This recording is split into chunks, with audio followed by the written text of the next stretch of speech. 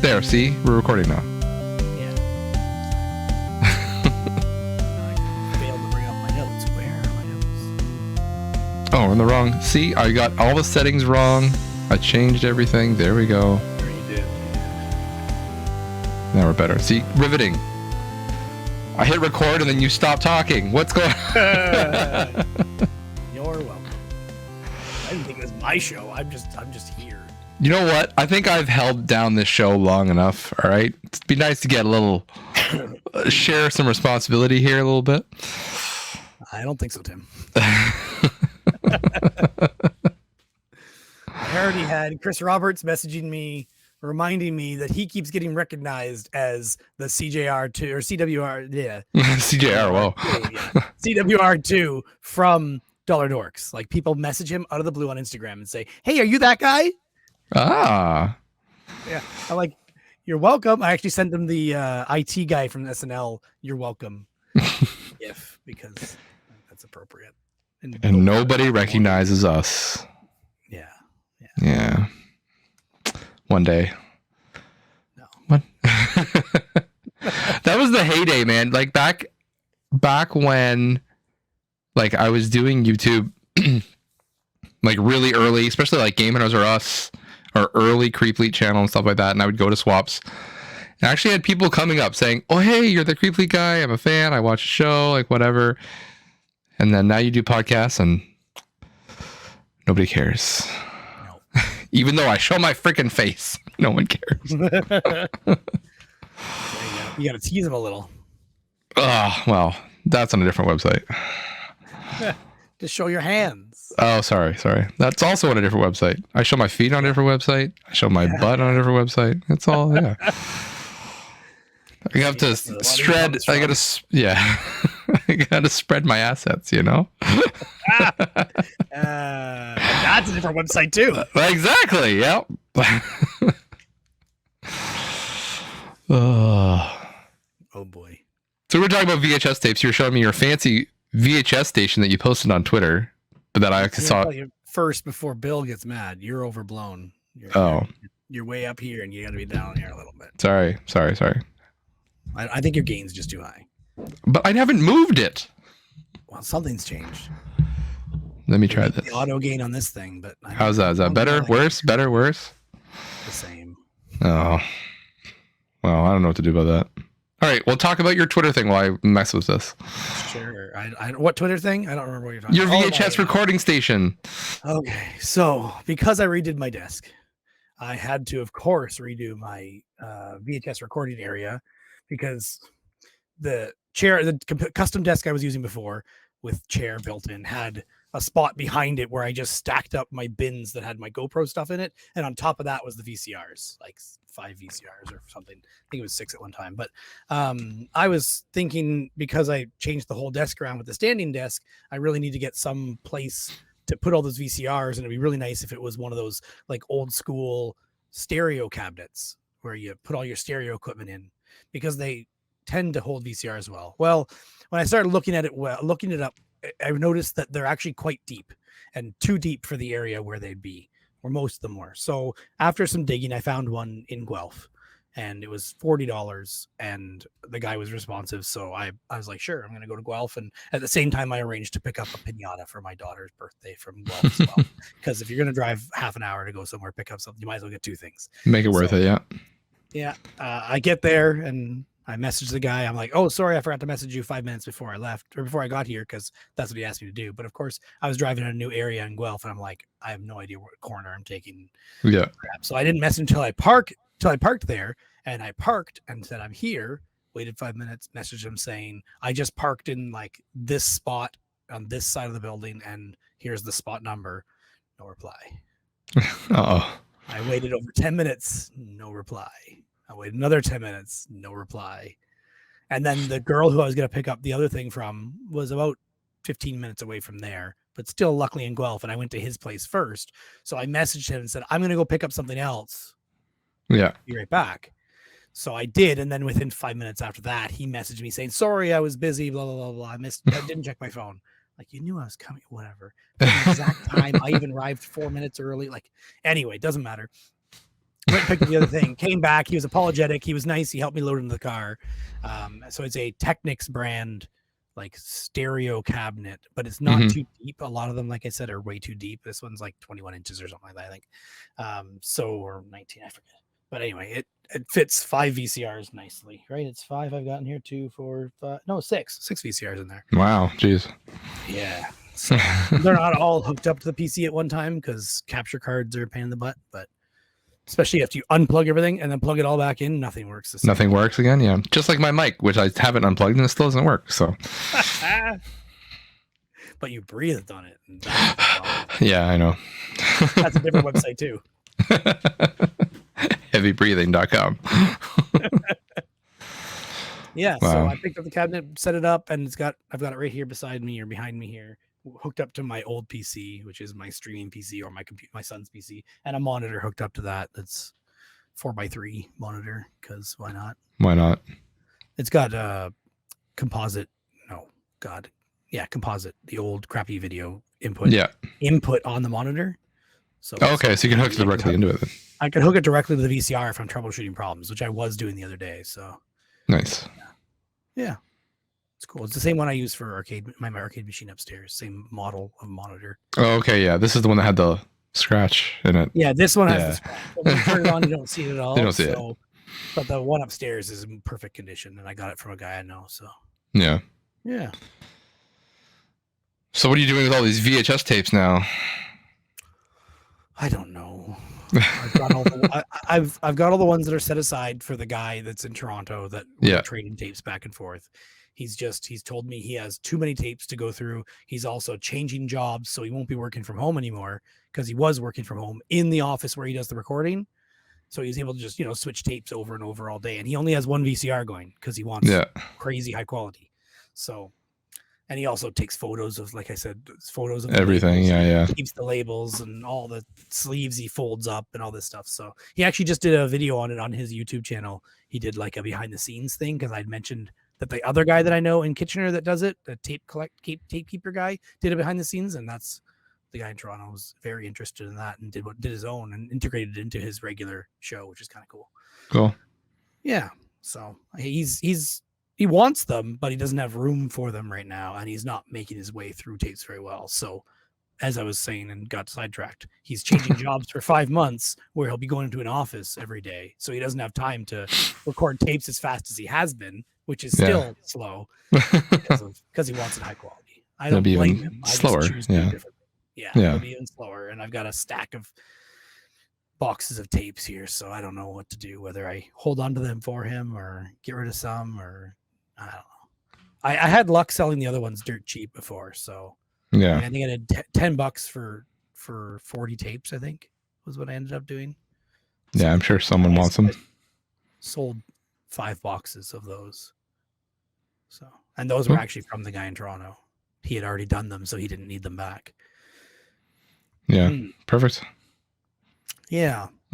In a way, I just wish I could give these to him as well, because I do want him to archive them. It'd be cool. I mean, it sucks a little bit that I'm giving them to someone else who's recording commercials, but at the same time, he does it in a different format. So I think it's fine if he was competing with me the same way as the guy in Kitchener is, where he just records just the commercial, posts it, no ads, like no YouTube ads and all that stuff. Then it'd be different. But even that guy, I'd still probably be happy to trade tapes with, because it takes me so long to get through anything. Yeah. So I heard you say you went to a VHS swap at some point. Yesterday I went to. It was yesterday. Wow. Yeah, it was basically a garage sale, but they take people like vendors with VHS tapes, mostly horror VHS tapes, and you can just set up a table of your own and your chairs and sell. So I didn't sell. I went to go check it out. I tried to check it out last year, I think, but just didn't get around to it, or something came up. And I did tweet out about it, but I didn't go at all. So this time we actually went, my wife and I. The kids were being taken care of by her mother because we were going out anyway. So we went to this thing. We checked out the tables. There was like 5 or 6 vendors there. They did have a good selection. Like, I was very close to grabbing you. Oh my God. Wild at Heart on VHS for $1. That was very close. You have no idea. It was something else I was going to grab for you too, and I forget what it was. I was very close to grabbing that too, and I think that bin was like, was it 3 tapes for $10 maybe? So not as good of a deal, but it was still decent. And there was also Blind Fury VHS sealed. Oh wow! For Bill. Yeah, he would have loved that. I was tempted. I know he already has it on VHS, but I don't believe he has it sealed. Yeah. But these guys had a lot of tapes and a lot of interesting stuff, like from run-of-the-mill stuff to very rare, very odd, weird horror movies. There's porn there. God, I mean, you can't not have it there. You ever seen big box VHS tapes? Because I've never seen that before. Yeah, I have. And it was all porn, I think. I had to take a deep look in the box, but the one on top that they had set out for like showing off what it was like looked like Debbie Does Dallas or something along those lines. That's funny. I had 2 Jackie Chan big box VHSs. Oh. I sold at the Toronto swap feed for like $1. I just put them out. Okay, yes, I've seen those now. Yeah. These boxes were even bigger than that, I think. Oh, even bigger than that. Okay. Yeah, like a big box VHS. They're big box PC game size. Okay, yeah, this wasn't that big, but yeah. Yeah, I remember what you're talking about now because I do remember seeing them because I debated on grabbing those. You didn't even have to pay me. Could have just taken them. Not that I need them. No. No, I don't need them. Wow. I used to have a collection of Jackie Chan movies on DVD when Future Shop, which is similar to Best Buy, they're now owned by Best Buy, had the like bargain bin, like the $10 DVD bin. Yeah. And on that VHS tape or on that DVD tape was clearly like VHS rips of Jackie Chan movies, and there was like 5 movies on one DVD. Terrible quality, so bad. Of course. Yeah. Man, I remember buying like a 5-pack Jackie Chan VHS tapes back before I realized that they would just kind of take whatever. They would take like his really old movies. Hey, a new Rush Hour movie came out. Here's all Jackie Chan movies. And I'm like, oh, sweet. They're all like Rush Hour. Nope. They're all like really old and he's really young. And I grew to like them. But when I first watched them, I'm like, what the heck is this? Okay. So, yeah. But that's Walmart for you.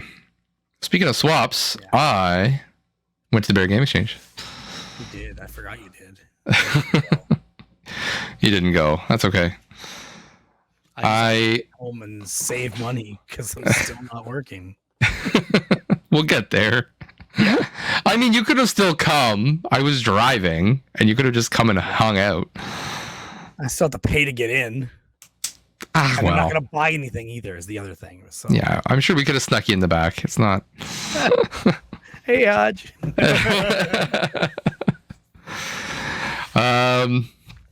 Yeah, went to the Bear Game Exchange. I got there a little bit late, so I took my oldest son with me. Just to kind of expose him to kind of like the world that I'm a part of, that I do. I was trying to explain to him, like, we're going to I can't say a video game show because then he thinks we're watching a show. And then so I he doesn't know what an expo is or a swap, like doesn't make sense to him. So I was trying to make it like trying to explain it. So I said we're going to a video game market because he figured out what a market was. Yeah. So we took him there. I was trying to explain to him what it was. It's like a bunch of video games everywhere, and so he just thought like we were like. I think he was thinking an arcade. He's never been to an arcade, but I think that's what he thought it was going to be, something like. So, but anyways, we the night before he went through his piggy bank and he got all his coins out, and we counted up everything, and I exchanged his coins for bills. We went to Walmart and bought him a wallet so that he could put, his bills in a wallet and not have to carry around, his piggy bank in his backpack or something. So, it was quite the process just to get everything set up and ready to go. So, but yeah, got it. We got there a little bit late. So he's in martial arts in the mornings on Saturdays. So we left at like basically 11 and a bit hours to get there. So we got there about 1:30ish. Okay. A little bit later than I wanted to be. I think it was 1 basically when I got there. 2 hours to get there. So got in a little bit late, but that's okay. Still managed to get around. And then first tables right at the front. I actually walked right past them. This is the reason I don't really like being right at the first tables. Walked past Bill and Joe. They're right there. So I walked past, turned around, and then I saw them. I'm like, oh, there they are. So I walked over to see them. And, Bill's got his TVs up for sale, and he's got, VHS is running on them. And, he put a picture up on his Instagram, I think. Did he? Yeah, he said that people were watching and admiring his TVs because of stuff playing on them. Yeah. That's kind of how I wanted to do it too, right? With the Cars TVs. So,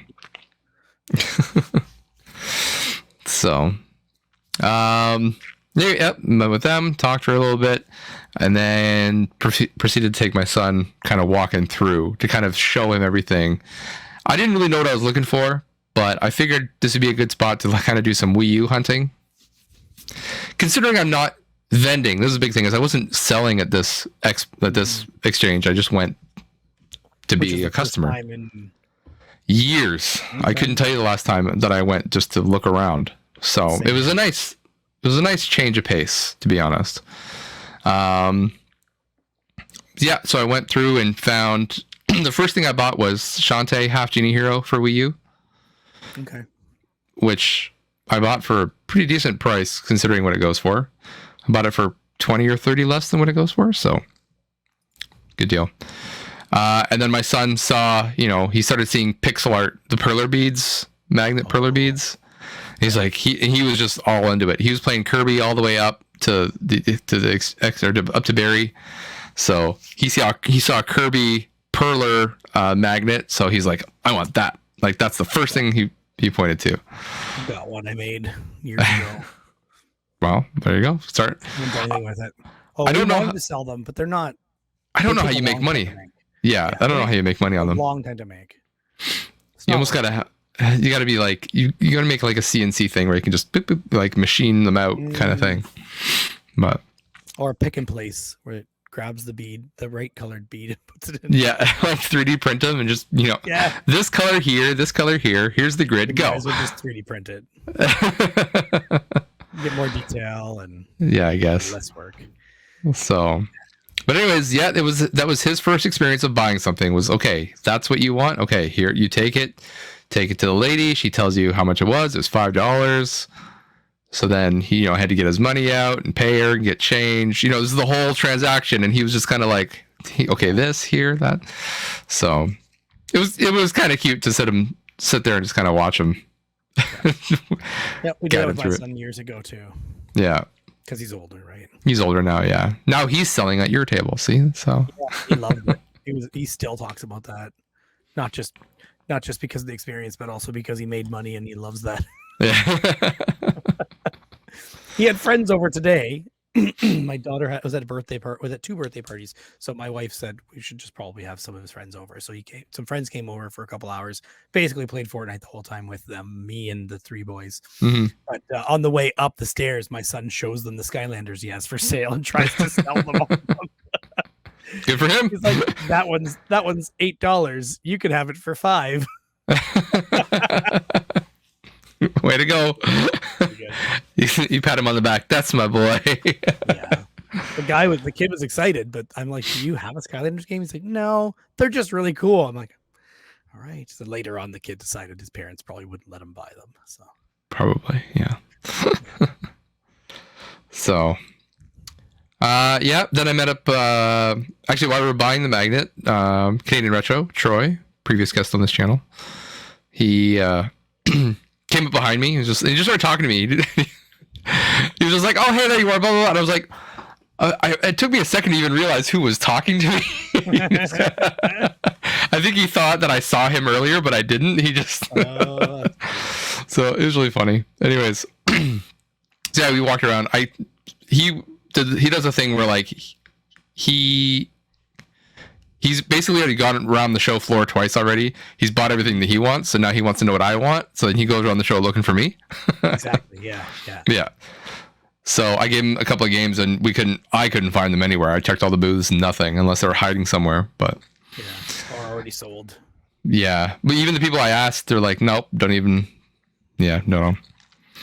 Who knows? They did have what's it called? San Francisco Rush. I think it's 2049. They had the arcade, so it's like 8 arcade machines all in a row. They're all linked, so you can all go in and play together and race.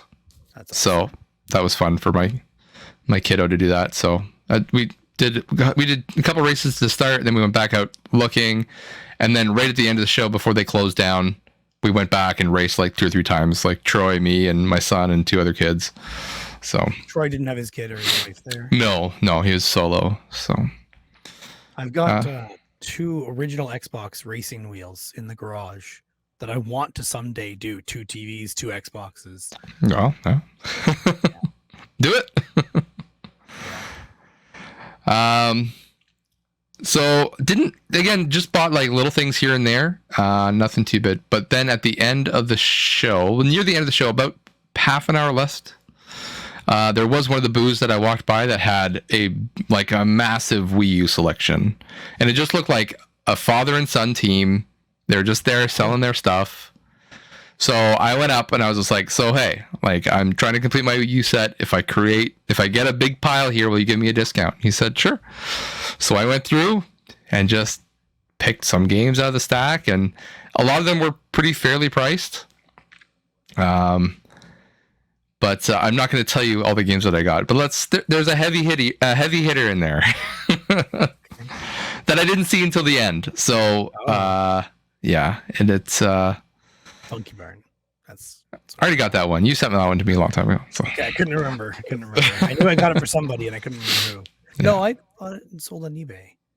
No, but you found a listing and sent it to me, and then I went and bought it. Yeah. Okay, yeah. That makes sense. I don't remember what I've done anymore half the time. It's not my spreadsheet, or it's not my memory, or that it's not my memory, or yeah. Yeah. So, yeah, it was good. Huge stack of Wii U games. A couple of, I think I bought 1 Xbox One game, 2 Xbox 360 games, and like a whole stack of Wii U games. So, was Troy buying modern older games still? He was going for Xbox One games. Yeah, so modern but old. Yeah. That's what he was doing last fall. That's what he was doing this time. I saw him and he just held up a clear plastic bag, and just full of Xbox One games that he got for $10 or less. So yeah, he was happy that he can get modern games that he's never played, but they're older, so they're cheap. Mm-hmm. New to him, right? Yeah, this is the time to buy Xbox One and 360 and PS3 games. Down, yeah. So not bad, not good for me trying to sell them, but there. So, but yeah, it was a good show. And then afterwards, we convinced Bill to come to dinner with us. We couldn't convince Joe. We tried, but so between me and my son and Troy and Bill, we went out for dinner just to St. Louis, just where you and Cynthia and I and Sean went to last time. Yeah, a year ago, essentially. Yeah. So we sat in the same booth that we sat.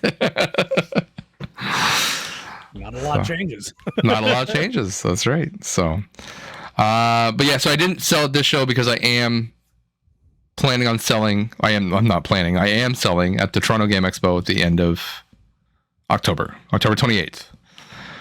So if you're in Toronto and you're listening to this podcast, oh, thank you.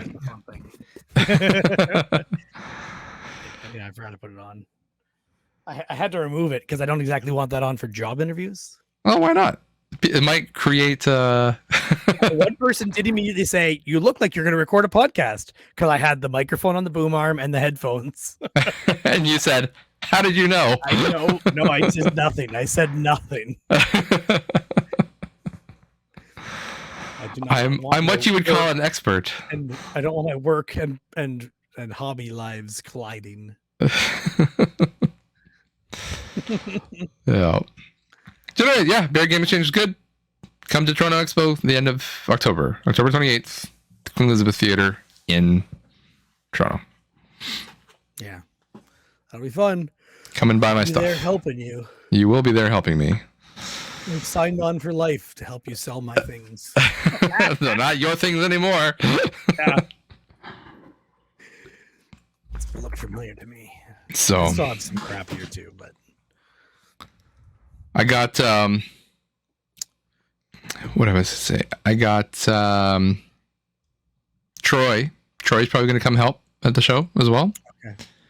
Yep. And then he was showing me his greasy trunk deals. And he was like, if you want stuff. And I said, you know what? Like, honestly, for the price that I would give you for them, you could probably just get full price. I'm like, if you're helping me at the show, then come and like bring them to the table, like throw them on. Yeah. Like I did. Yeah. I don't really care if you have space for it. Why not? Like they're consoles, they'll bring people to the table. So, and if they're reasonably priced, like you and he have them, like they'll go. So, yeah. So that's the plan.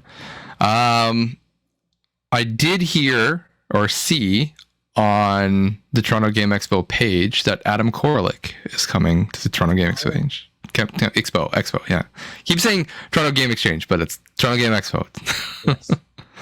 Yeah. He was at the one Waterloo swap. He was at the Waterloo swap, yeah. Pete invited him, and I do have his signature on my NES Blue Card of Fame. But anyways, he's the Xbox guy, so now I'm kind of obligated. I have to bring the Django console because I'm sure he'll want to see that. Oh, frig. Yeah. And I have to also make a frame. He's mostly Dreamcast guy. He's mostly Dreamcast, but he is going for a complete original Xbox. Is he? Console, yeah. I have to make a frame for the Django poster because I'm not allowed to tape anything to the wall there. So I'm thinking I'm just going to get like some PVC pipe that I can just kind of poke together and I can lean that up against the wall. Okay. Because plywood's the other option, but that's too hard to transport. Yeah, too hard to transfer and turn. Yeah, I'm just going to make like a skeleton PVC frame, I think. Yeah. And then I can tape it to that, sit it up on some chairs and lean it against the wall. Yeah, something like that. Bottom to it if you do that. I probably would just for rigidity. Okay. But it's not like PVC is that expensive, so. Yeah. Yeah. Cool. But I got to measure it. He is much shorter than I expected, and that's Adam Koralik. Yeah. Yes. Yeah. I just never expected it. Yeah. Not that it matters. Like I said, just throwing shade on a short person here. I can't remember if he's taller than me or not. I don't remember anymore. Well, we'll find out in October. Yeah, maybe if I get out of the chair and walk around it all. Let's see how busy we are, because that last one was ridiculous. There's no let up. No, there was no chill. It was go. Well, it'd be nice to get, if we have more people than we need, then we can actually take a break. You can go off, or my wife can go off, or Troy can go off, Cynthia can go off, whatever. I probably won't leave, but that's fine. I don't need to buy anything else. So Bill is still gonna penalize you for this audio. Oh well, I'm back. I'm pulled away. I turned my gain down. I don't understand what to do. Like you're peaking and it starts to distort. Like, I don't know. I'm sorry, Bill. I've changed. Oh, Mike, no. It's not. It's not the. It's not. It's the right one. Mode. No, you're not on the wrong. That shouldn't matter anyway. Everything's For all there. I know, mine's terrible. I have no idea. I don't listen to my own. You listen to your own, and you still can't get it right. Yeah. Hold on. Let me. How's that? Is that better? Worse or better? I can't tell yet. You got to be louder, I guess. Okay. I'll try that. It's still there, I think. I changed. I don't know why I have two Yeti mics on here, but that might be the problem.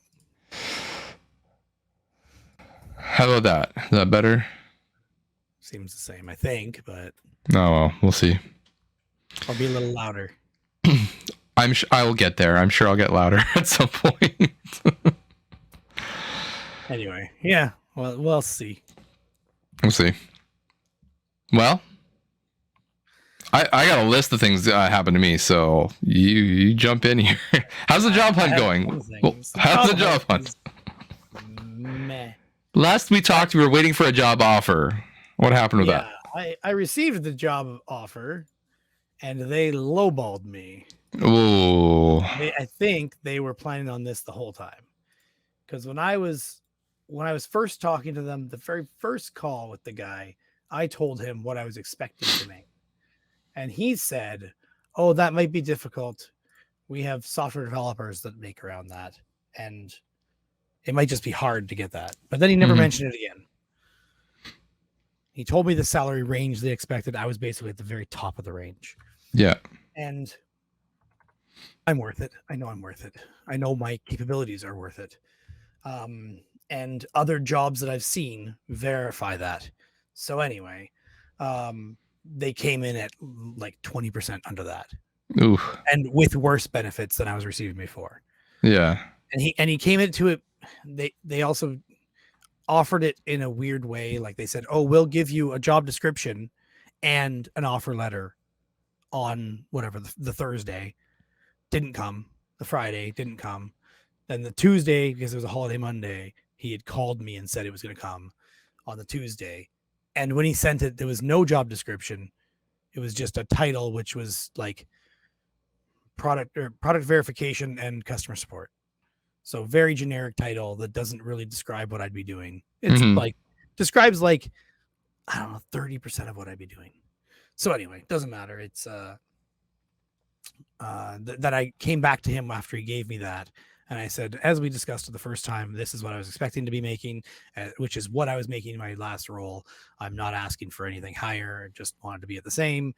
And then I said, also, in my last role, I had these benefits and explained like RSP matching and yearly bonus that was variable depending on performance and other stuff. And I said it as polite as possible, very professional, like, this is what I was at. And I said, I don't know if you have some similar benefits or if you can get to that same number or not. And his response was, "We can't do that. Thanks anyway." That was the entire response. I don't remember the exact wording, but it was essentially that. Okay. And it was like, really? You're not even going to try? Yeah. So you guys were just trying to lowball me for the first place. And it was a very even number, like straight on an even number. So I think they were just trying to lowball, knowing that I was not working. So let's try to get them. Yeah. And I'd still have to be freaking driving to Ottawa 1 week out of every month. So yeah, they suggested taking the train, and they said they'd pay for it and they'd pay for the hotel, but still. Yeah. Yeah. Still. Mm-hmm. So after that fell through, there was a couple other that seemed interesting, but then they fell through as well. And now I'm interviewing for 3 actively. There's one that I don't think is going to come through, the one where I had worked previously. That guy is just dragging his feet and hoping for somebody who has previous experience with the product. He's not going to find somebody with previous experience with the product. They all work there already. So I interviewed for one that's like a sales people software program for salespeople to manage their accounts, supporting that. And another one was, what is this product again? I can't remember anymore. It's been a while since I talked to them. But anyway, that one I'm waiting to hear back from them. They said the next step would be like a take-home test, basically. And then the other one, I already had the HR interview, then the technical interview.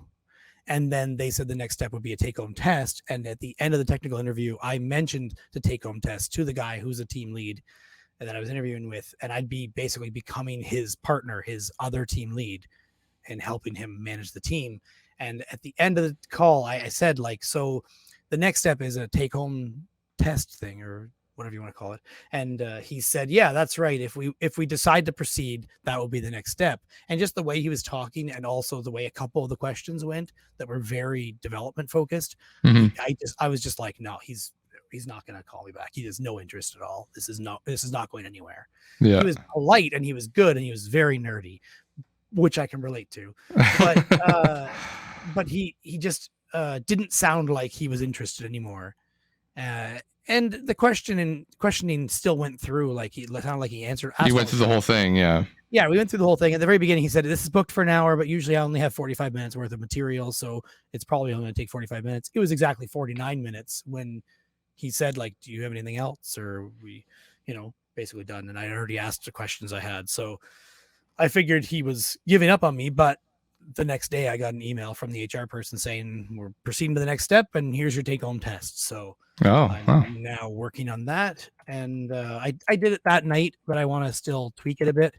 And it's in advertising, like online advertising industry. Okay. So I needed to study and learn and stuff like that. And it's JavaScript is all it's about, is basically programming JavaScript. So I happened to be at a party last night, a birthday party for a friend of mine who has his own small business or his own startup. And he has friends who are all technical. And one of them happens to be a developer in advertising online. Oh, so I mentioned to him about this test, and he's like, "Oh yeah, I can help you with this." I'm like, "I don't want to cheat, but if you have any tips at all, like, let me know what you think." And I showed him what I'd written, and he's like, "Yeah, it's JavaScript's terrible. No one can write it well. It's all bad." He's just criticizing JavaScript, but then he gave me a couple tips. Like one of them was like, if you make a decision when you're writing the program to do a thing a certain way, just write a sentence explaining why you did it that way and your explanation and any assumptions you may have made. And therefore, if you're wrong, at least they understand why you did it. And that might give you some credibility as to, like, I understand his logic, right? Not just you write a program and it doesn't work right, or it's not what they expected, or it's not the best way to do it. And they don't understand why you did it that way. So I am going to do that still. So that's for me to do tomorrow during, office hours. Quote unquote. Yeah. And I have until Friday to finish it, so there's no hurry, but I would like to be a little impressive and have it done in one day. So but still, yeah. So there's 2 questions we're programming and 3 questions I think were like scenario based, like pretend you received this email from a customer, what would you do, kind of thing. Okay. Yeah, kind of cool. Interesting. I like that kind of stuff. And the programming ones were written neat because it's not something you can easily just put into ChatGPT and have an answer. So they probably do that for a reason now. Or Google it and be like, hey, Google, give me code for this. No, it's like very specific to what they do. So neat. Yeah. That's cool. Mm-hmm. So that one seems promising. They know what I expect to be paid as well. So but and I had another one that was local business that was pretty cool.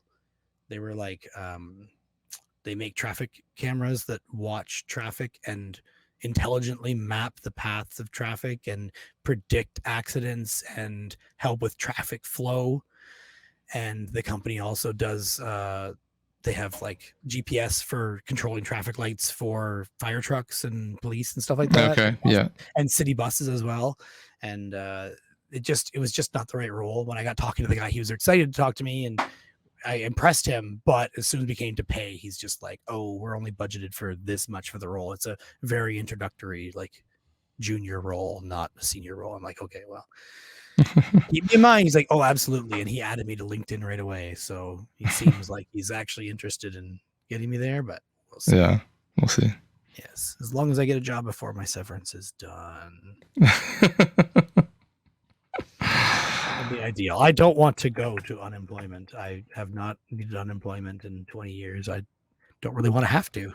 No, if you don't want to, it's such a pain in the butt to apply for it and go through the steps.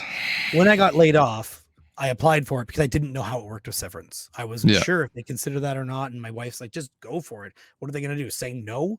So of course I applied for it. And that's basically what happened is they did the calculation to figure out how much time I was paid for with my severance. And then they'll start, I can reapply after that.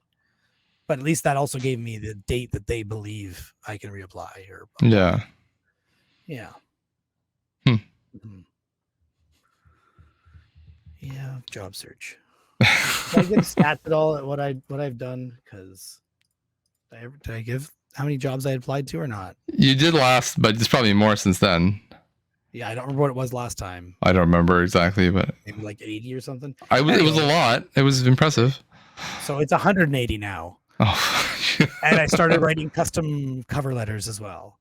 Okay. Just to try and justify why I'm there. I'm using ChatGPT's help to write the cover letters because I hate writing fluff, but I'm basically putting in my resume, putting in the job description. ChatGPT is helping me, put the two together and make a cover letter. But I'm tweaking the hell out of the whole thing because I don't. ChatGPT is terrible. Yeah. It just takes their wording verbatim and also says you have qualifications you don't have. So you cannot just trust it. You can't just trust it. Yeah. Not even close. Yeah. So anyway, applied for 180 jobs, interviewed for 12. No on 47 jobs, which is either I said no or they said no, and still interviewing for 4 jobs, and no reply on 133 jobs. Wow. And I've tracked in my spreadsheet 364 jobs that were like considering. Like I looked at it and it looked interesting, but then I'd copy into my spreadsheet with like, here's the company, here's the job title, here's the link, here's the location. And then I'd give a note for myself, or the pay range if it's there.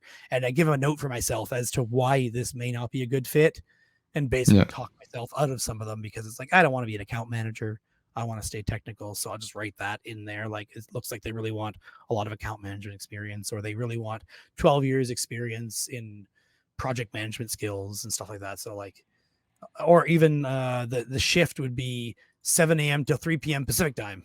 Oh, So yeah. 10 a.m. till 6 p.m. Eastern time. I like, no, I don't really want to do that. So if I can avoid that, that'd be great. So yeah.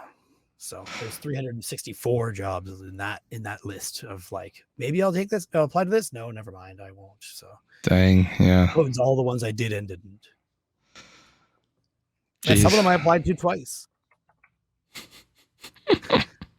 There's a lot of places that say, I mean, if you're going to apply, just make sure it's like once every 2 weeks or something like that. So I applied like once every month for those 2 jobs that I was like, this would be a good fit. So, and the first time I applied, I didn't do a cover letter either. So, because I didn't do a cover letter for the first like 120 things that I applied for, because I hate cover letters. They're terrible.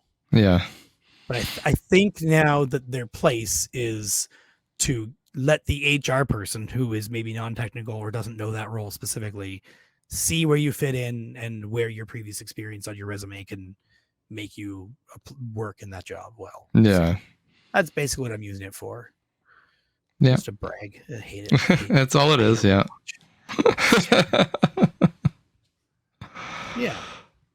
That's your job search update. Dang. It's a lot. This is so like weird. Like, I've never had an office job, and every job I've had, I've had one interview for and had a job offer at the end of that interview. Mm-hmm. Right? Like, I've interviewed for some jobs and never gotten them, or had 2 interviews and never gotten the job. But and this last job, I had an offer to work there before I even had an interview. So you know what I mean? Like, I insisted on the interview. So it's just so. I thought this one in Ottawa was going to be. Yeah. So it's just such. Before this, I only ever applied to one job and didn't get it. Wow. Yeah. And same with interviewing. Oh no, 2, because there's one that I applied for. Then they told me the scope of it would be huge, and a friend of mine that worked there is like, ask for tons of money. So I did, and they're like, no. So that one was also, and that was 8 years ago now. But prior to that, there's only one job, and it was a promotion at a company I worked for when I worked at BlackBerry. I applied, but like I said, I think I said this before, my group of people that I started with were all really good. I think it was 8 of us, and we were just all really good, and someone else got it. And Yeah. Probably helps that she was married to the manager. Sounds like a conflict of interest. Yeah. But we won't get into that too much. That is very old. And they were also very nice people. I do like them, but it is what it is. It is what it is. I've since we last talked, I have trained somebody. And they quit. Yep. I was gonna say, do you want to? I was like, do you want to flip a coin? You want to take a guess if they're still with us or not? Necessary. I don't need to. I already know. This is ridiculous, man. I don't understand. I spent I spent a week in the truck with this guy. Like he did 1 day ride along with me. So I show him the job. Then it was like off the long weekend. Then he was with me on Tuesday. And and then he started driving the truck, right? And I'm explaining everything. Went through all the rest of the week. Went through Monday. He was still not at where I wanted him to be, right? He was still a little bit slower. But at some point, I have to, it's sink or swim. You got to let him go on his own, and he's got to figure it out. Because that's how I learned. I'm not saying everyone should learn that way, but if the safety net is always there, he never takes a risk, right? And then he always looks to me for confirmation. That kind of thing. So it got to the point where like we would get up to a bin that we'd have to pick up, and I'd say, okay, you know what to do. And I would get out of the truck and I would walk across the street. I could still watch him, but I wasn't right there for him to talk to him to make sure that he was doing it right. But he was still like, looking over to me, giving, is this good? This good? Like thumbs up, like he wanted affirmation. I'm just like, dude, I'm not here. I'm not here. I'm here when you're about to break something. Yes, I'm still watching. I will run over if you're going to break something. But and then then he gets everything and he's done, and then I'd get up and I'm like, okay, this is what you forgot. We'd go through next time. Yeah. And we'd go through everything, and then the next step, the next place, he'd remember the things that I taught him, but then he'd forget something else that he did before. You know what I mean? Like it was always something. It was never I remember a guy like that. Never a perfect run, right? It was always something. Yeah. Anyway, so finally just said, you know what? You've got to kick him out of the nest. He's got to go. So he went out on his own for I think he was by himself for 3 days. Then he suddenly, I don't know if he got like a complex or something like that, but he started having like attitude problems with dispatch. Oh, interesting. Saying, why do I have to do that? Why is that my job? And I'm like, dude, you're the new kid on the block here. Everybody has to do this, but right now you're doing it because you need to practice to do this. So, yeah. And then he called in sick the next day. And then the next day he said, I've got life things going on. I can't work right now and deal with my life stuff. So interesting. Okay. Yeah. But I mean, we spent like the week that I spent with him, if this was a normal case scenario, I would have cut him sooner. Like I would have let him go. But okay. Because I got to know him, he'd had a rough life. He was getting out from like a bad job. He's trying to get a new job. He's trying to get stability in his in what's going on. So I'm just like, okay, like I'll give you an extra chance. Like I'll give you longer to try to help you get through this, And anyways, so this is what I get for. Even my boss said, "How's he doing?" I'm like, he's not where I want him to be, but he'll get there. Like, I'm not giving up on him yet. So. But now we know if it takes longer than 4 days, he's got to go. Like it's not that complicated of a job. There's always things you're always learning, but it's never, the process is still the same regardless of what you're doing. So that was a bit of a, felt bad on my end. Like I'd put so much work into him and yeah, and put faith into it working out in the end too. Yeah. So I am down.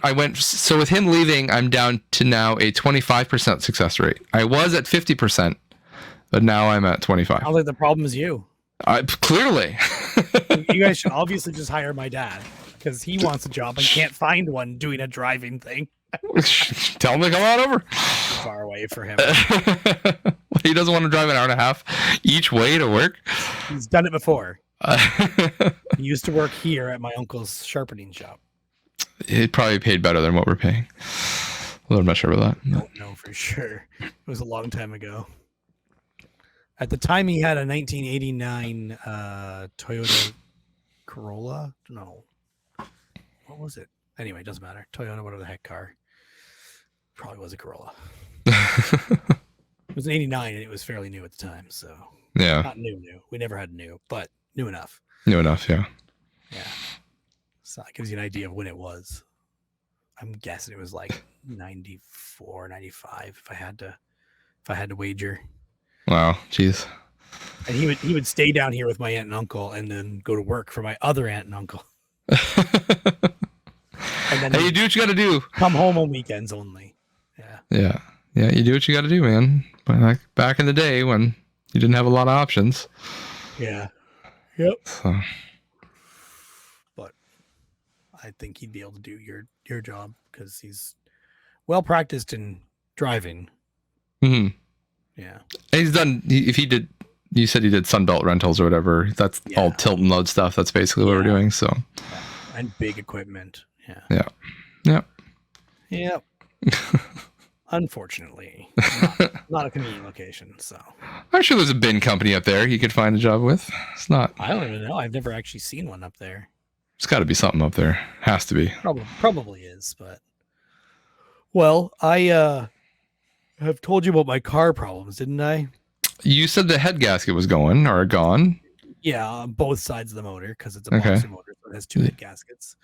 Well, then I'm driving it the other day or a couple weeks ago, and the EGR check engine light comes on, and the error is EGR valve or solenoid something or other. Okay. So I look it up, and everybody's just like, "Yeah, pull off the EGR valve, clean up the exhaust inside, like all the residue, gunk and whatever." Yeah.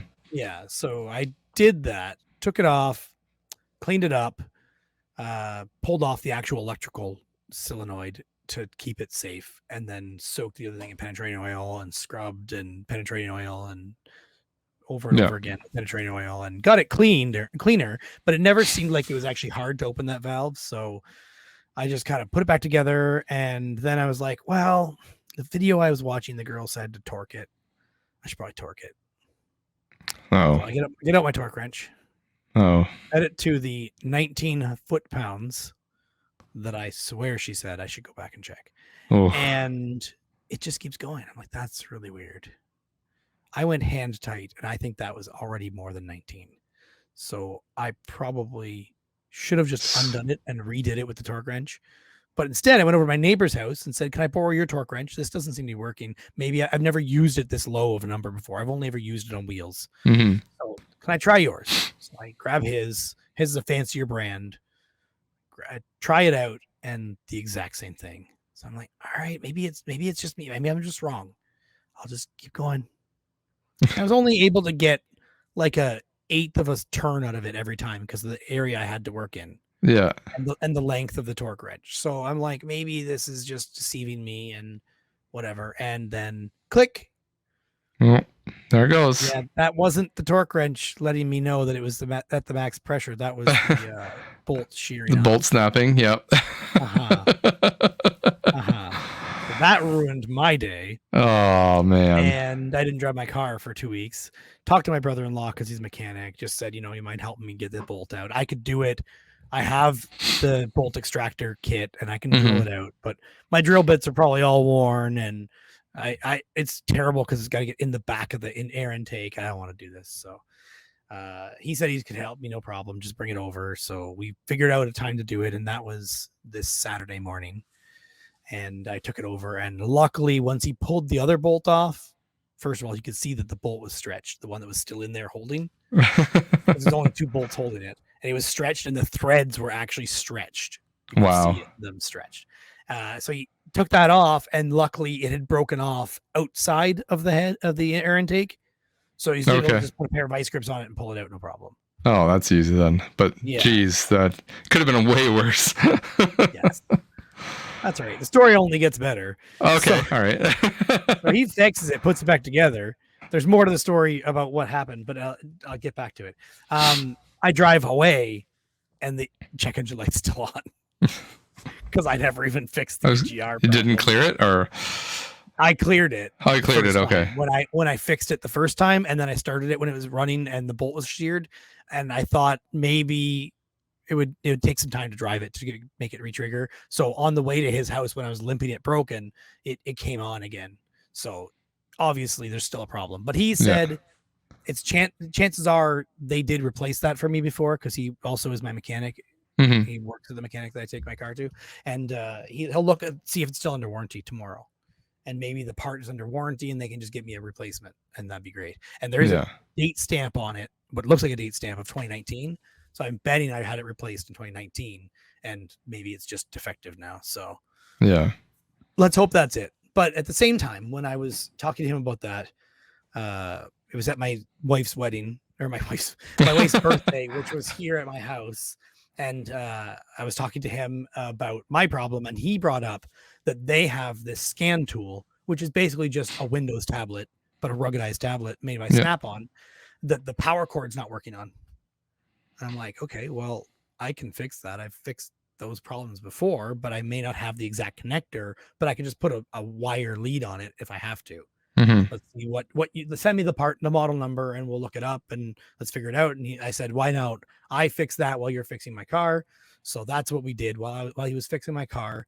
I took apart this tablet, and they had totally sheared off the power connector inside. It was completely destroyed. Someone clearly sprayed in penetrating oil thinking that was going to help too. Oh, great.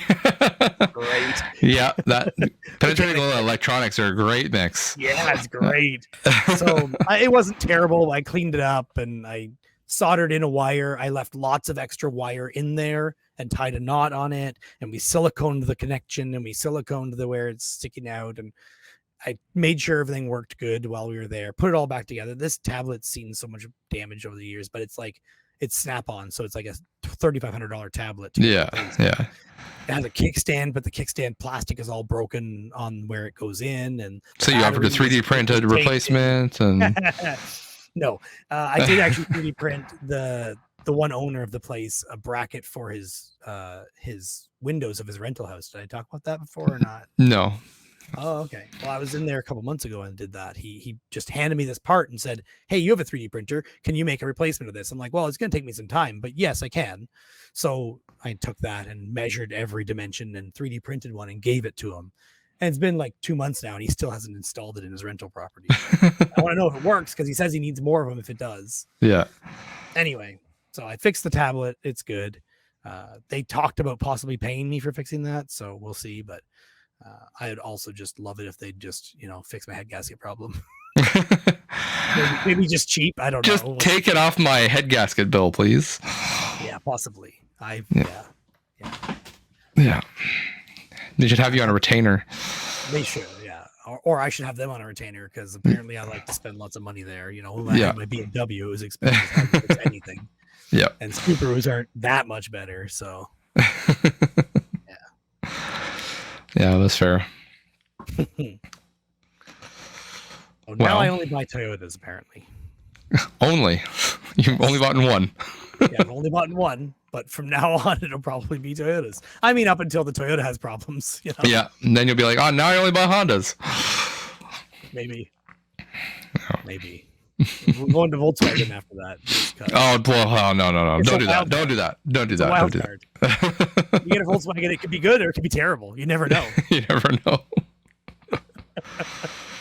Jeez.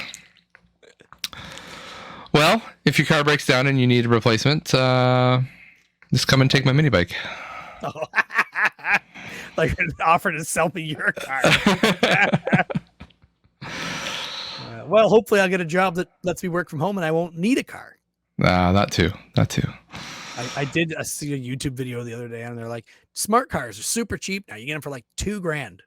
Yeah, they're cheap. Yeah. It would be really tempting just to have a second vehicle of that. Just to toot around in. Yeah. If you need to go out kind of thing, but. Yeah, it's really just like I'm home and she needs to go somewhere and then I'm stuck here or something like that. So yeah, that's basically what we've been doing while mine was broken. But now I can drive it. It still has the EGR valve error. And I did go pick up something a few weeks ago and when the EGR light was on, but I hadn't tried to fix it yet. And the car didn't want to start. I parked at this lady's house. I forget what I was picking up now. And parked it in her underground parking. She's like, just park here, blah, blah, blah, blah. Yeah. So I park, turn the car off. And then she comes out and I buy the thing. And then I go to start the car and it's like, rrr, rrr, rrr. Oh no. Oh God. What is wrong? But then I tried again and it started. So yeah, I was very worried for a second there. Cynthia was going to have to come pick me up in her car and then get mine towed or something. Jeez. What was I picking up from that lady? I don't remember. Oh, it was another capture card. Which doesn't work right. Oh, perfect. It has these squiggly lines through it. I got to try it on their computer and see what happens, if it's any better or not. maybe even try it in a different power outlet, because here I have a battery backup on my Oh, computer, okay. and that should make the power better, but I don't know for sure. So I just want to try it in the garage or something on that computer and see if it's any better. Yeah. I haven't done it yet because it's hooked up here to one of my VCRs. Jeez. It has some weird distortion. I tried talking to the VHS people that I in the Discord with, the guy in Kitchener and a bunch of his friends, and no one had any ideas. They said the one guy did say it looks a lot like the hum lines that you get on Sega Genesis sometimes when it's failing. Okay. Yeah. That's how he described it. And when I looked at videos of what he's describing, hum lines, I think was what they said, and it looks a lot like it, but like a different frequency of interference. So to me, it looks like a part on it, like a bigger capacitor is failing and not charging up all the way or something. But I opened up the device and it looks fine inside. Nothing looks like it's wore out or old or blown or anything. I even took a thermal camera to it and looked for any hot spots on it, and there was nothing really. There was like what you'd normally expect. So unfortunately. Yeah, I was hoping to have a new capture card. This is also the capture card that I've seen a couple people out there that do like TikTok for VHS tapes use. So I was hoping it was going to be a good one, but apparently not. Oh, well. Stick to what you know. Yeah, I don't know anything. The reason why I have 10 different capture card types, or just to see which one works. Yeah. I bought 2 off eBay that I had to return because they were so bad. Sorry, Amazon. Off Amazon. I bought one just to try it because the price was really good. It was garbage. The colors were all distorted. So I returned that, picked up another one, and it was also bad in a different way. I forget what the problem was. I think it was like blurry or something like that. So yeah, they're just cheap now. When you get the ones when people were converting VHS to DVD back in the day when DVD was fairly new, yeah, those are the ones that, as far in my experience, are the better ones. They're hard to find drivers for because they're old, but they're better quality. Yeah. Mm-hmm. I use the cheapy one. Yeah, you use the HDMI upscaler though. No, I don't. Oh, okay. Just plug it right in. Call it a day. The cheapy off Amazon or something? I think I bought one on Amazon a long time ago. Yeah, that one, and then I used that's what I used for a long time. Now I'm using the Elgato. But okay. Yeah. And then the cheapy Elgato only takes HDMI in. Yeah, so it's just they use that cheapy converter, right? Okay, that's what I'm talking about. The upscaler. Yeah. I've had issues with some of those too. Yeah. So one of them does not like any static on the tape. It'll just blank out to blue screen right away. Interesting. Yeah. So if I have a tape that's slightly dirty, I can't fine tune it because it cuts out and there's a delay in it coming back in when it comes clear. So if you're playing with the tracking, it'll just cut out and you won't know what's going on. Weird. Yeah. Another one had some other issue. I can't remember what it was. But yeah, I've had issues with those, but I found one of mine that works. I think I have 3 of those things. And then into HDMI capture, like you said. But yeah. Yeah. Oh, well. Well. Capture talk. It's captivating.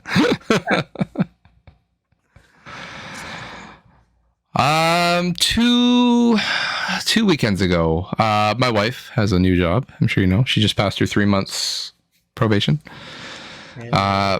She works remotely, so she doesn't know anybody in her job. Like none of them have met face to face really. Her company is based out of London, so they finally had like a London, like a work get together meetup type thing. London, Ontario, London, Ontario. Yeah, sorry, I forget. Yeah. London, Ontario. So yeah, it's at a place called East Park in London. It's kind of like, I forget how to explain it. It's kind of like one of these. It's kind of like what Sports World used to be. They have mini golf. Oh, okay. They have an arcade. Which again doesn't matter for anybody who's listening. They have I'm telling you, yeah. Yeah, mini golf, arcade, like climbing wall, indoor playground, bumper cars, driving range, batting cages, water slides. And there was a water park, water slides. That part was closed for the season, but and the best part, bumper cars or no Go karts. Go karts. I see go karts. Indoor go karts too. No, not indoor. They're outdoor. The bumper cars are indoor. Oh yes. Okay, I see. So cool. So yeah, they paid for everybody to show up to come in. They gave everybody like whatever the packages where you get. Okay, you can ride the bumper cars 4 times, and you can ride, batting cages. You can 4 tokens per person or something like that.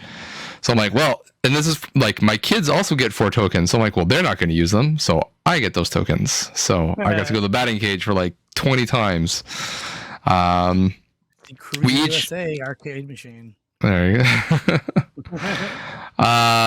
We went to, I think we did the bumper cars first. Then there's also climbing wall.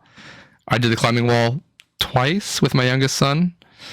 And by the way, climbing is super fun. I'm probably going to try to find a climbing wall gym around here. I know there's Grand River Rocks. Yeah. I'm probably going to start. Waterloo too. Is there? Yeah. I can find it for you. But yeah, I had a lot of fun doing. I've always liked climbing, and I did the rock wall again. I'm like, oh, this is really fun. So I might start going like use that as like my gym membership. Or we could build one. Because I built one for my kids' playground when I built the playground, and that was a lot of fun to build. But I kind of want to have the plywood. Yes, I do have plywood. Yeah, but I also want to have the security of the harness if I'm falling. Yeah, you can buy those. I have to secure it higher than where I am. Yeah, I've already thought about that. I'm like on the side of my house. Oh, there you go. Yeah. I've already thought about this.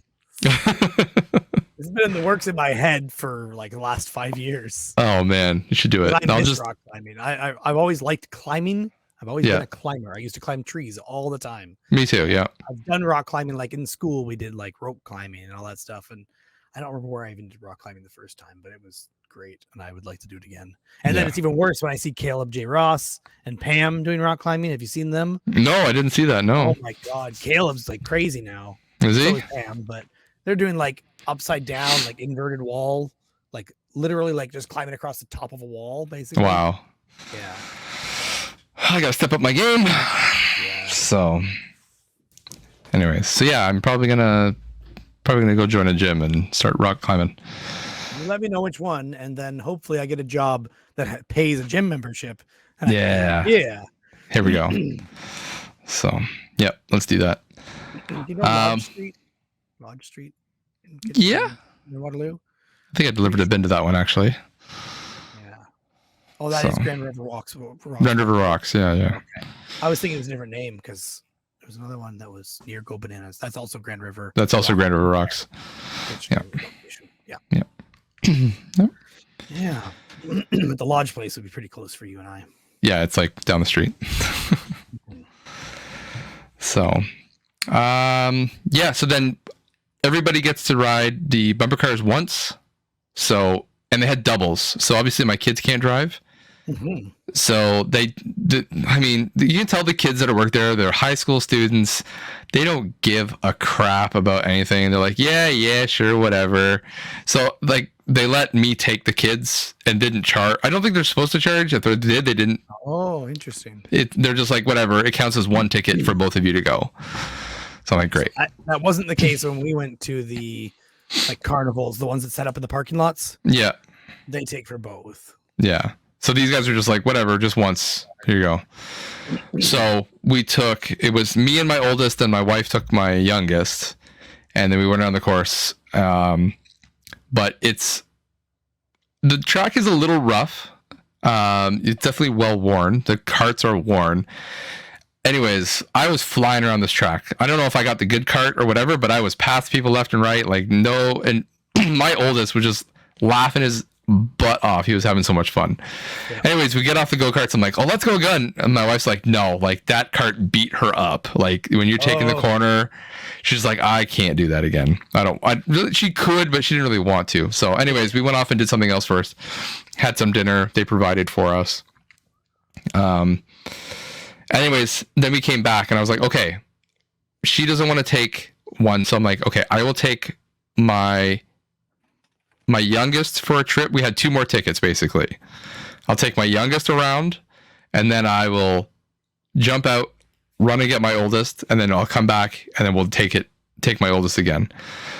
So then, after we did this, they were closing down. Like, for the last 2 tries, it was just me on the track. Like, it was just me and my kid, and we were zipping around the track. I did not touch the brake the entire time. It's just hold the gas, pedal to the metal. I'm drifting. I Mario Kart drifting around corners.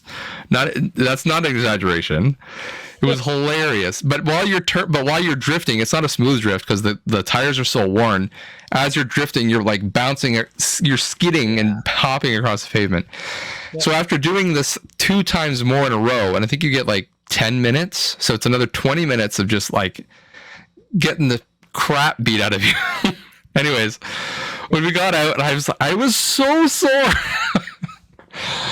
I went to bed, I woke up the next day, and I'm just like, I felt like I just got beat up. Like, everything was sore. Hard to believe it. Like, I was more sore after doing that than off-roading that we did for the whole day. Oh, okay. And I wasn't even, couldn't even say it was sore off-roading. A little bit sore maybe, but yeah, this was way worse. But yeah, I really liked doing go-karting at Herbsville Karts when it was still around. Mm-hmm. It was a terrible track and the karts were terrible, but it was just fun. Yeah. I have 2 videos of where I went with friends and I set a GoPro in front on my helmet and a GoPro facing backwards and edited it all together in a video. And even one of them, I did GPS and had the track and my speed and everything laid out on the video. Oh, nice. Yeah. If they were still open, I'd almost consider going there and be like, hey, can I rent the track and run my mini bike? Yeah. Or even better, my mini bikes. Yeah. Because I bought another one. Of course you did. Oh, I couldn't resist, man. I couldn't resist. Okay, you sent me that TikTok the other day about, I can't just have just one. It needs a friend. It needs a friend. And this was literally my justification for doing this. I saw this mini bike, and it's a nice mini bike. I would argue it's even nicer than the one I had before. I still like the other one. It's a bit more off-roady. This one's a bit more cruisery. Okay. So for reference, you'll do on a mini bike. For reference, the one I had before was the Coleman BT 200X. And the one I bought now is the Coleman RB 200. If you want to look up a picture, that's what it looks like. RB 200 is what you're saying. RB 200, yep. You repeated it twice, so I wasn't sure if you meant it was in there twice. RB? Yeah.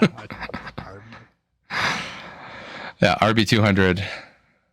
Okay. It is very comfy. It has got a headlight that works. My BT did not have a headlight that works. It has a headlight, but it doesn't work. Fix it, but yeah. The seat on it is super comfy, like very plush. That's the important part. Yeah. What do I say? The throttle is very responsive. Like, there are no fold-out pedals, pegs at all. They're fold out. Oh, yeah. I see some. Yeah. They're actually like dirt pegs. Like, actually have some spikes on them, not like the off-road one that I had, the BT. Okay. Which is a bit strange. And it's fast. Like, I would argue it's faster than the BT.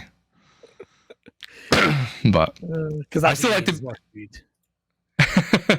I still like the BT. It's still between the two of them, I still like the BT more, but the other one is very comfy. We're gonna hold on to the RB until I need to buy one. Yeah. Well, I literally saw it because I'm like, I want to mini bike with someone. The problem is no one else will buy a mini bike. So if I have a second one, then someone can ride mini bike with me for free. You know what I mean? Yeah. Works for me. I mean, exactly. So I've been scoping out spots. But Bill did say he wanted to come off-roading with us next time. So I have a mini bike for him. Yeah. Can we fit both in the back of the Cowie though? Well, we'd have to do the plywood trick. We'd have to put the boards under it off the back tire and hang one off the back kind of thing. Yeah. It would work though, unless the three of That us would be want finicky. to. You know what'd be even better? My brother built a platform that goes in the back of the Cowie that holds them. There you go. Tailgate down. He could do that in like a couple hours. A day, he'd be done. Yeah. He's pretty slow when he's drinking, but he could be faster when he's really determined. Well, anyways, the RB, I'm gonna probably still put pegs on the back so you can stand up because it's very, very cruisy. Like your legs are in front of you, like way in front. But with the plushy seat, this is my brother. well, I might try and do it myself because I saw how he did it, so I might be able to do it, but we'll see. Anyways, yeah, I've been scoping out a couple spots. I know of a lot of like construction areas where they're just breaking ground. There's no trespassing sign. There's no trespassing signs. Keyword. No. There's no. And I don't like. It's not like we're causing damage. We're not going to be running over building materials. We're not deteriorating their like sand or whatever. There's nothing really around, so I think it'll be fine. And honestly, if the cops show up, they'd probably just tell you to leave. Like, it's not going to be a, hey. Yeah, it's not like we're 15-year-old kids or something like that. Yeah. And we're not intentionally, we're staying on the roads that the construction equipment would be going on, essentially. So, but yeah, it'd be cool. But now I can't fit them on the back of my Subaru. I have to actually go get my father-in-law's utility trailer if I want to take them anywhere. But yeah, I'm scoping it out, man. I'm gonna do it. I can't do anything this weekend or next weekend, but I'm hoping. Yeah. Now I wonder if they'd stand up in the Highlander. Maybe not together. They're pretty wide. Or they're pretty wide. You make a bracket so that they can sit leaning sideways in the Highlander beside each other. Okay. Well, I had my friend Daryl who went to the gaming expo. He came over last night, and so he went for a ride around on the RB, and I was just like, I gotta find a way to take them in the car. And he looked up at my roof rack and said, we could make a rack up there. I don't think that's built to hold that. I said I would if I could, is what I said, but it'd be the getting it down without hurting the Subaru.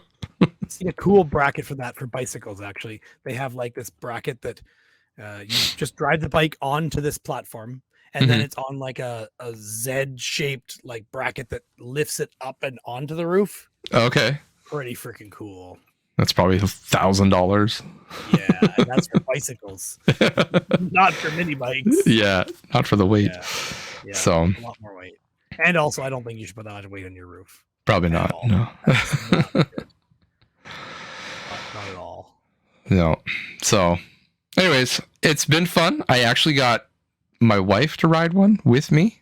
So I took one kid, she took the other kid, and we went down to visit my mother and father-in-law's place to get their garbage and stuff out while they were gone. So yeah, it was, it's a 10-minute, not even 5-10 minute drive out there, 5-20 minute drive back, and she had fun, I had fun. So it's become a family activity, which is exactly what I wanted, is why I bought them. It's for the family. It is for the family. Exactly. So, well, before I bought the second mini bike, I just had the one, and we went up for Labor Day. We went up to third bike because the third. Frame. Yes, technically. Yeah. Went up to you're distracting me.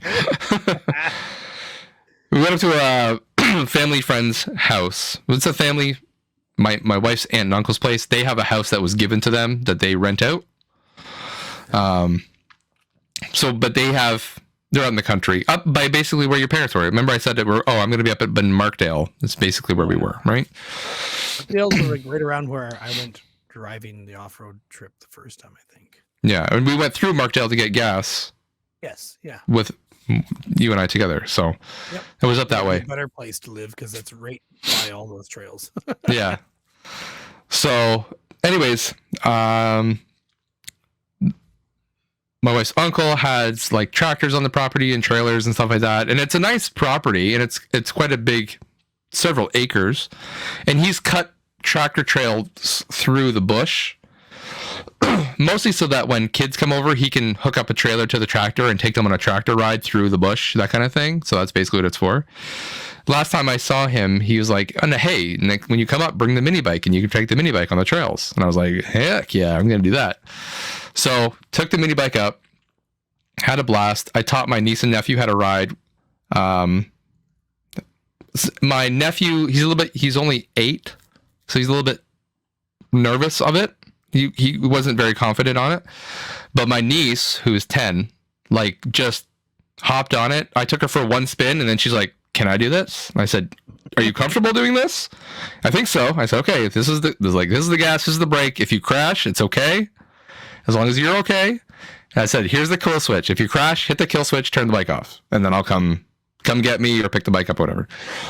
And for reference, my niece is like the skinniest 10-year-old you'll ever see. Like, she has nothing to her. So she jumped on this thing and she started slow, going around the field, doing her thing. In 5 minutes, she has this thing up to full speed, zipping up and down this thing, not scared at all. Huge smile on her face. And like, couldn't be happier. She got off and she's like, this is the most fun I've ever had, is what she said. And I was like, again, exactly what I bought this for. This is what I wanted it for. So anyways, then she finally got enough confidence. She's like, can I go on the trails? I'm like, you can. I'm like, stay away from this section. There's a big hill that is even tough for me at times. It's pretty slippery and slick. And if you go off the trail, you're going into a tree. So anyways, I'm like, just don't go down that hill, but everything else is fine. So she did that. And then she got to the point where like she would go on and she'd be on it for half an hour. She'd just be gone. And you could just hear this thing buzzing through the trees. And then it'd come back and then through the trees and then they got her to a point she'd come in, she'd turn it off, get a drink, have a snack. Then she wanted to go back out and I'd have to constantly go out and start it for her. And so I finally said, you go start it. And she could barely do it. She's got to put her whole foot on the frame and get enough leverage and she's not strong enough, but she got that thing started. Electric starter. Nah, too much work.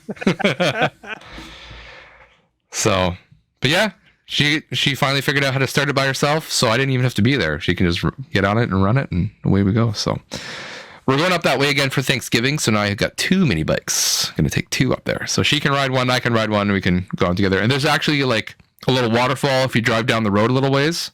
I don't know if her mom and dad would appreciate her going on the road, but might see if I can convince her to just be like, hey, we'll ride the mini bikes down to the waterfall or something. So trails is there? How many trails? If you were to drive just the trails all day? Oh, you can do the whole loop. You can do the whole loop in a minute and a half of all the trails on the property. So it's not big. But they're all intersecting, so you can just make a different turn and go a different way and do it backwards. Okay. And it's not one loop. It's like 3 figure 8s all on itself type of thing. So it's like off-road weekend? Yeah, no, not that big. So I gotta get my uncle's figure out where his trails are and all of his neighbors, because they have tons of trails all over the place that you can literally be driving on for days with all various difficulties of trails. Ones that could we stay on the mini bikes while we're doing it, or we still have to do the transfer link like we were doing before? No, you could literally do the whole thing on the mini bikes. Okay.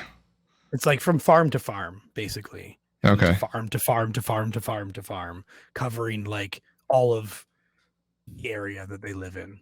Yeah. So you should find that trail and we should do that. Yeah. 2 mini bikes and the Cowie and whatever, and we can just bring some friends. That'll be fun. Friends anyway. I know. Yep, that's the joys. Yeah. So. Well, I beat a game. Did you see that? Yeah, I saw this on Twitter. Who is this Deej guy posting beat tweets? What the heck is this? And I heard it on Polykill. It's like 1 a year. He did say it Polykill. I didn't even hear it yet. Yeah. I'm behind. I haven't listened to a podcast in a little while. All you have is time. Why not? Yeah, exactly. I'm literally sitting at a computer for 8 hours a day looking at jobs that are available and applying to some. Yeah, and tracking them. And tracking them. Yeah, so Just Cause 4. I played the first one, the second one, the third one. They're just really fun games. And then the fourth one I started playing, I don't know how long ago. Whenever it came out, I think I bought it pretty early because I'd had so much fun with the other ones. I think I bought it on sale, but still. And so the fourth one I've been playing here and there. It's like when I have time to play games alone, that's the game I'll play. Like not with my kids, not with my friends, but just alone. And I think I started playing it with cheats, and then I realized there's no real point in cheats because in the game is cheats. Die. Yeah, exactly. The game is like it's super fun and open world, and if you die, it basically just sets you somewhere outside of the area you were in. Yeah, and you're no longer like under attack by the enemy or wanted by the enemies, so you just makes you safer in a way, and there's no penalty to dying. You don't lose anything for it, so it's a very forgiving game that way and pretty fun. I skipped all the story. I don't care at all. Yeah. But, I beat it anyway because it was fun. It's just like open world, go wherever you want, do whatever you want. Like it is the most freedom you can have in an open world game, pretty much. Like that's good. Early on, you get the ability to get a pilot to drop you off anywhere in the world. Or almost anywhere. There's like certain missions you have to go to, but they're pretty well spread out. And you have a parachute that you're falling with, and you can steer and everything. And then in this game, they came out with or maybe it was the last one. Anyway, there's a wingsuit as well, so you're like a flying squirrel, and that lets you go quite a bit faster. Well, then they also in this game have later on in the game you unlock a hoverboard that you can then use. And this game, one of the main mechanics is you have like this, what do you call it? Like a rope you can attach to anything, or you can attach the rope from your wrist and pull yourself when you're on the wingsuit or on the paraglider or on the hoverboard, and just pull yourself along over and over and over again to get across the entire world. There's no other game that gives you the ability to get across the world so freaking fast and without anything extra or vehicles and stuff, let alone the ability to do fast travel and to drop yourself anywhere. And then you can also get reinforcements, like you unlock as you play pretty quickly guns and vehicles that you can get paradropped or dropped beside you, supply drops at any time. And the only limit really is that you can't do it over and over and over again. You get more pilots as you beat more stuff in the game. So you have like 5 of them you can get to drop you certain things, anything you want, like freaking huge tanks. And I also have like the complete edition or something like that, some special edition that came with a whole bunch of extra stuff unlocked.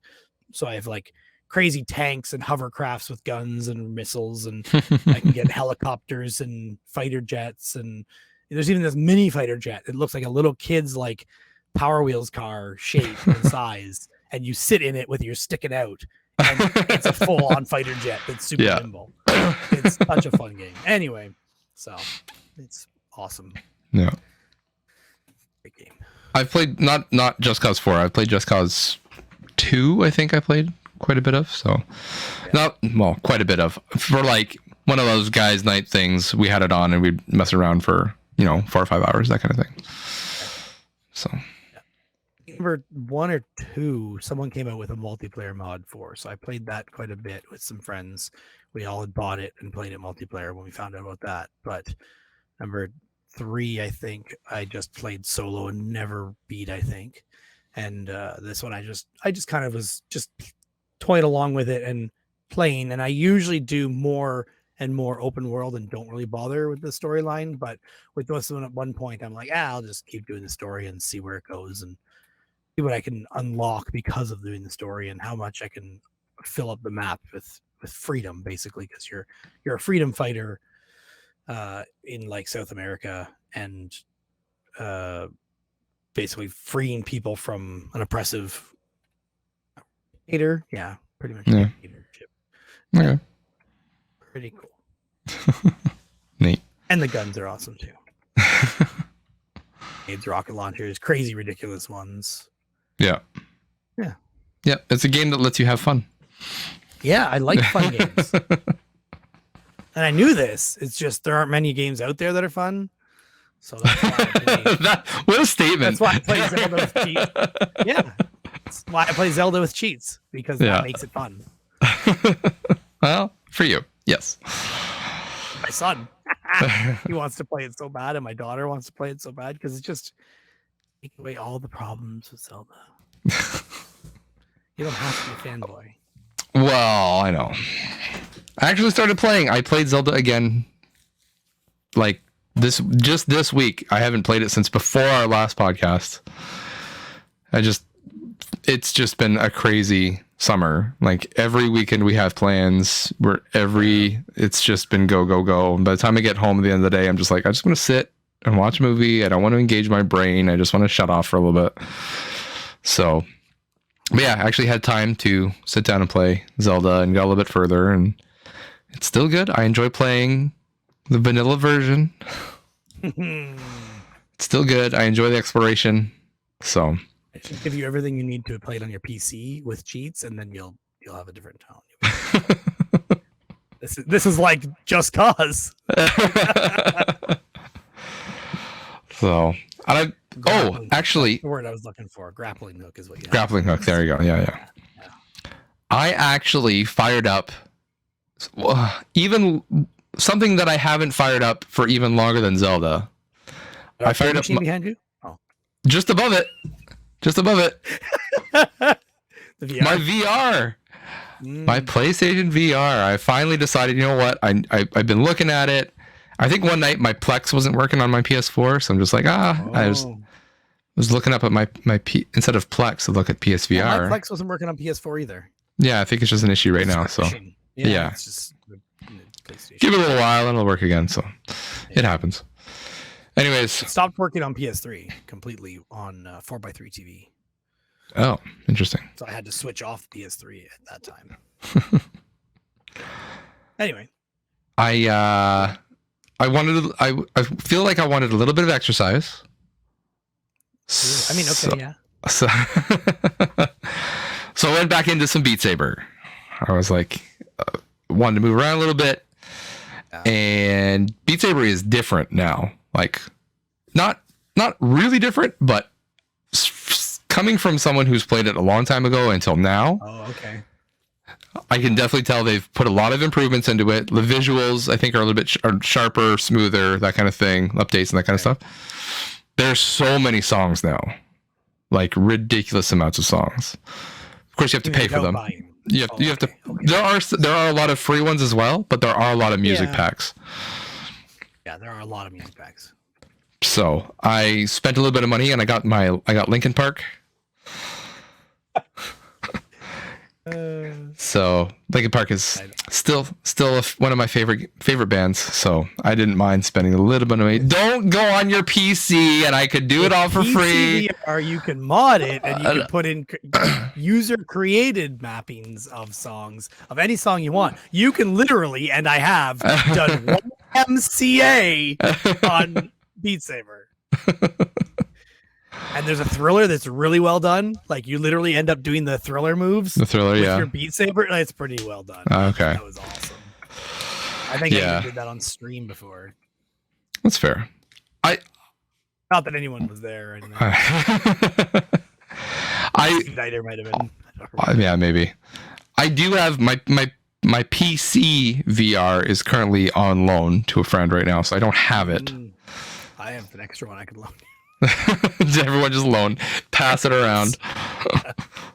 So anyways, I just figured I just put it in and tried it out, and I don't mind spending whatever. It wasn't that expensive for the Linkin Park pack, so had fun with it. It was great. I worked out, did the thing, played Beat Saber for about an hour and a half. Worked up a sweat, so it's still there. Do that. Today my son actually asked me if he could bust out his PlayStation, his Oculus Quest that he has, because I have Quest 2, and then a friend of mine gave me another Quest. Oh wow, yeah, so you have so many Quests. And my friend also gave me a Rift, not Rift S, but an Oculus Rift. Yeah, PC VR. Yeah. Jeez, just coming out of the wazoo over there. Yeah. should sell them. He said feel free to sell them, but my son definitely wanted to keep a Quest for himself. Yeah, that's fair. I would too. But if I get enough of them, we can watch movies in VR all together. You've been saying this for how long, and you've never done it, and you have enough. We tried once, and we had, what the hell was the issue? I can't remember. Kids were also being very annoying that day, but I don't remember what the problem was. It was some technical problem that was happening, but yeah, we do need to do it badly. Right now, the problem is actually having separate accounts for everybody. I need to make sure that each headset has a different account so we can all join in together. Yeah. And then my VR for PC has base stations, which aren't at the couch, so we can't all just sit on the couch and watch. Yeah. There's that. Who wants to sit on the couch and watch movies together on the one screen? Gosh, so hard. Must all be on headsets. Yeah. Are you talking about like 3D movies together? Is that 3D movie? That's what I want to do, is a 3D movie. Okay. Yeah. We could do either way. Like in the game, in the app, big screen VR, you can do a regular movie or a 3D movie. But a 3D movie would be pretty awesome. I did just delete all the 3D movies off my hard drive today because they're taking up too much space, and I have a dying hard drive in my NAS, and I need to free up 4 terabytes somehow, and it's gonna be great. Well, I have 3D movies on my Plex. You can access them. Yeah, I don't know if I give you access to them, but I can. I didn't have the physical file is the problem. But okay. Well, I also have 3D Blu-rays. You can just use 3D Blu-rays too, buddy. Actually, I don't know. Maybe it's different. 3D Blu-ray with that headset. That's right. That's right. That's okay. I can find them. They're not hard to get. Yeah. Newer, greater, whatever. We had Pokemon Detective Pikachu in VR, which my son would have liked. My daughter probably would have liked too, and my wife might have tolerated. We've watched it before several times, but I don't know if she'd want to sit down and watch it in VR. Yeah. I'm not sure what I could convince her to sit down in VR. Yes, you know what would work with her is if I could find what's it called, Inside Out VR or in 3D. Yeah. She would probably watch that. It's there because I just got it. I just put it on my Plex in 3D, so it's there. Yeah. It's there. Not hard to find. So that might be the one that turns the tide. Well, speaking of watching, what you been watching? Well, before watching, I mentioned the birthday party I went to yesterday. Okay. My wife and I dropped off the kids. We went to a birthday party for my friend, an old coworker who left, has a startup business that I think I mentioned. Yeah, you did, yeah. Anyway, yeah, because the other guy. Anyway, so the birthday was What We Do in the Shadows themed. Oh, great. Dress up party. Okay. So we dressed up as vampires and went. And there was a bunch of other people here. There's vampires, there was zombies, there was like a devil guy there. There was some decent costumes and a lot of people in no costume at all, but it was pretty lame. Some people, like 2 separate people, tried to dress up as Nadia. Nadia, right? Yeah, Nadia. Yeah, sure. What We Do in the Shadows. You still haven't seen What We Do in the Shadows? Oh, you have. I watched the first season and I think most of the second, but I never finished it. So yeah. Watch it. I know. There's 5 seasons, isn't there? Pretty sure there's 5 Probably, seasons. Yeah. It's so good. Aren't you the one who first told me about the movie? The movie, yeah. I still like the movie more than the show. The second, I don't know, the show hadn't quite grabbed me as much as I wanted it to, so I just kind of put it aside for now and wait till I'm in a better frame of mind to go into it. So, because I know it's good, I'm just not appreciating it. Well, I got to educate a few people there that there was spin-off shows because they didn't realize there was spin-off shows. Okay. Our Flag Means Death and Wellington Paranormal. Okay. Yeah. Yeah. Which are both decent. Yeah, I still need to watch Our Flag Means Death. Yeah. That one. It's pretty good. I think it's fairly short from what I recall. It's either 1 or 2 seasons, but yeah, that's what I want. I want the short season.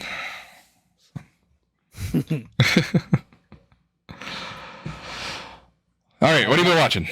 My Plex is currently off, so I don't even remember what's on there. But I did watch randomly. I was moving around movies, trying to free up hard drive space and stuff, and I came across the movie. No, I had seen a clip for this first, then got the movie. The movie Jexy.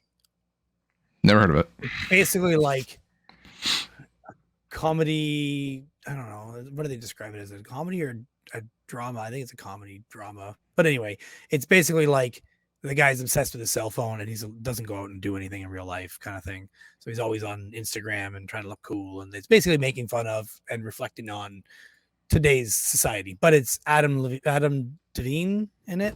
Okay. If you know him from Workaholics. I think so, yeah. The name sounds Workaholics? familiar. The name, I haven't seen Workaholics, no. But the name sounds, don't start with me. Anyway, it's pretty decent. I know his name. Yeah, I know his face. Yeah. Okay. So, and Wanda Sykes is in it, but she's just basically like an Apple person, works at Apple and makes fun of him and calls him out on his bullshit. But it was decent enough. A love story too, so I guess it's even a freaking romantic movie, but making fun of today's people, basically. It was just like I said, I saw one clip of it that looked like a sketch where they're making fun of him for needing a new phone. Yeah. Basically, his voice assistant on his phone becomes sentient and is trying to help him make his life better, but making it worse and trying to get him hooked up with a girl, and then gets jealous that he's hooked up with a girl and stuff like that. So, okay. Yeah. Jexy was the name of it. Jexy. Jexi. It's supposed to be Siri. You basically. Yeah, the spoof on it. Yep. Yeah. I got it. I see it. Yeah. So I watched that. Want me to do something else? What do you watch? Sure. Yeah, go another one. That's fine. When I was setting up the VCRs to set it all up here and finish more on my desk and stuff, I watched Guardians of the Galaxy Volume 3 because I hadn't seen that yet. So Okay. I watched that, and it was decent. I don't know if it's anything amazing or not, but it seemed all right. Okay. That's about it. That's all I have to say. That's Most fine. Marvel movies are like, they're fine. This is what you expect. Yeah. Of all the Marvel stuff, the Guardians of the Galaxy stuff is, to me, the most interesting stuff. Yeah. It's not the same old superhero crap. At least they do something different. Yeah. I still need to watch Volume 3. Okay. I couldn't remember if that was one of the ones you went to the theater for or not. I meant to, but then by the time I got around to having time, it was out of theaters. So, yeah. All right. Well, I watched Roadhouse Oh. with a Patrick Swayze. Yeah.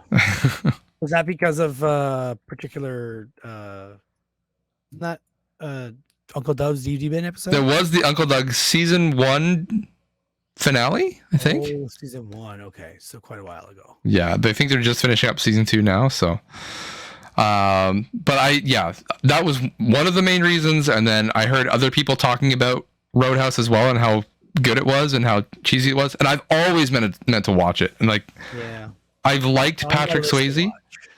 I've liked Patrick Swayze in some of his stuff. Could have got you a VHS tape for it yesterday. For like man, what were we doing? It was there. Anyways, It wasn't sealed, but it was there. Oh, I don't ever want it then. I only take sealed. Yeah, this is. Have you seen it? No. Okay, it's very cheesy in a good 80s vibe way. And it's Patrick Swayze just kicking ass and taking names. So This is where he's a security guard, or yeah, he comes into like bars and helps them clean up their act, and that's what I was thinking it was when I was thinking about the Uncle Doug episode, because I don't know why I remember hearing it recently, but maybe I was catching up. I don't know. I think they were talking about it on Bombcast recently as well. Oh, that's what made it come back to me. Yep. That's what made it come back to me, because I knew it was there. I didn't listen to Uncle Doug because I knew I wanted to watch the movie first before I listened to the podcast. Okay. And so, but the Giant Bomb brought it back to me. Yeah, Giant Bomb, and I'm just like, okay, I really need to sit down and watch this. So, sat down and watched it. And it's good. It's funny. It's funny if you go into it. I don't think they knew how funny it was when they were making it. I think Roadhouse thinks it's a more serious movie than what it actually is. Okay. That's the vibe I got from it, but it is also very cheesy when you start watching it. It doesn't have like, I don't know. I can't even explain it. Like Patrick Swayze, his style, his personal like wardrobe style is unparalleled, that I haven't seen anything. Like he's walking around in like dress pants and like a martial arts gi as his shirt, tucked into his pants, that kind of thing. And this is his normal shirt. He's not fighting anybody. He's just walking around town. He's got this gi on. I'm just like, and he probably thought this was like really cool. It's so cheesy to see.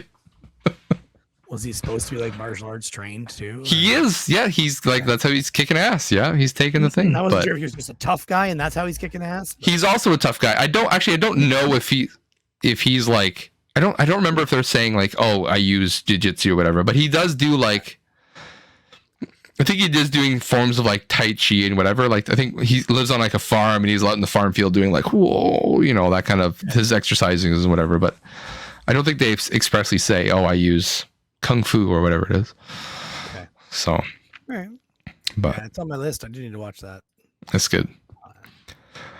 And then while I was at that family getaway for Labor Day weekend, I was with my wife's family. Time watching movies by yourself, or well, because they'll go to bed at like 9:00, 10:00, and I'm just like, my night's just starting. Yeah, you didn't come get the projector from me. I know. Well, was I supposed to? Ask me to come get it to you, but you talked about getting a projector, and I said you could borrow it. Oh, okay. Yeah, the next time you went camping, you'd want to borrow it. So we were living like it's an actual house. It wasn't like yeah. So it was, and like my mother and father-in-law slept on the pull-out couch in the living room, and then we were in that bedroom upstairs, and kids in the other bedroom. So it's like, and not like I can get up and walk around. So I literally had to go. There was a chair, it wasn't very comfortable, a semi-comfortable chair in the bedroom where we were staying. And so my wife would sleep and I'd sit on the chair and watch a movie on the tablet kind of thing.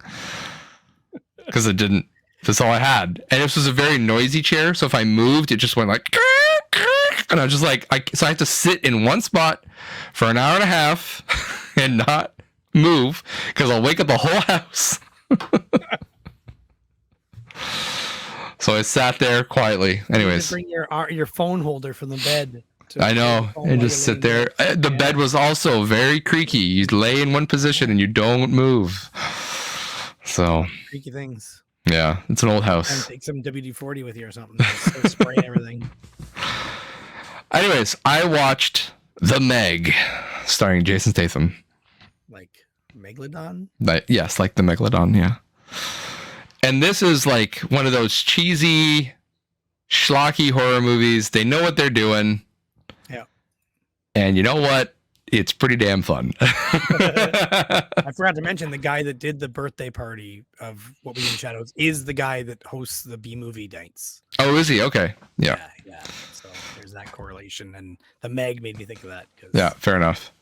I would not. This is a like top Hollywood production trying to be a B-movie. Like it's way too good to be a B-movie. Okay.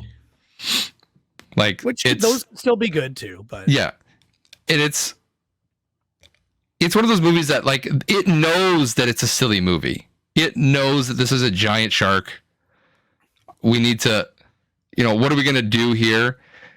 This is kind of a spoiler, but not a spoiler. Obviously, Jason Statham lives at the end of this movie, right? Like we all understand. There's a Meg 2. It's not a big surprise.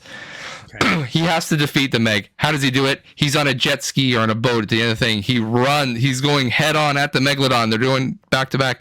The Meg hits him. He flies in the air. He gets a harpoon and he's flying through the air. And as he's flying through the air, he stabs the Megalodon through the eye. Right? It's that kind of, and it's all slow motion, like, rawr, and I just sat there and just like, yep, this is great. I love all of this. So I hope it doesn't die from being stabbed in the eye. I don't remember if that was Meg or Meg 2. They're kind of the same thing. Because I also watched Meg 2 right after.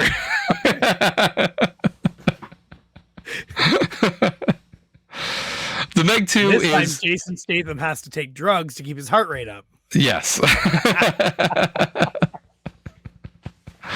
Yeah.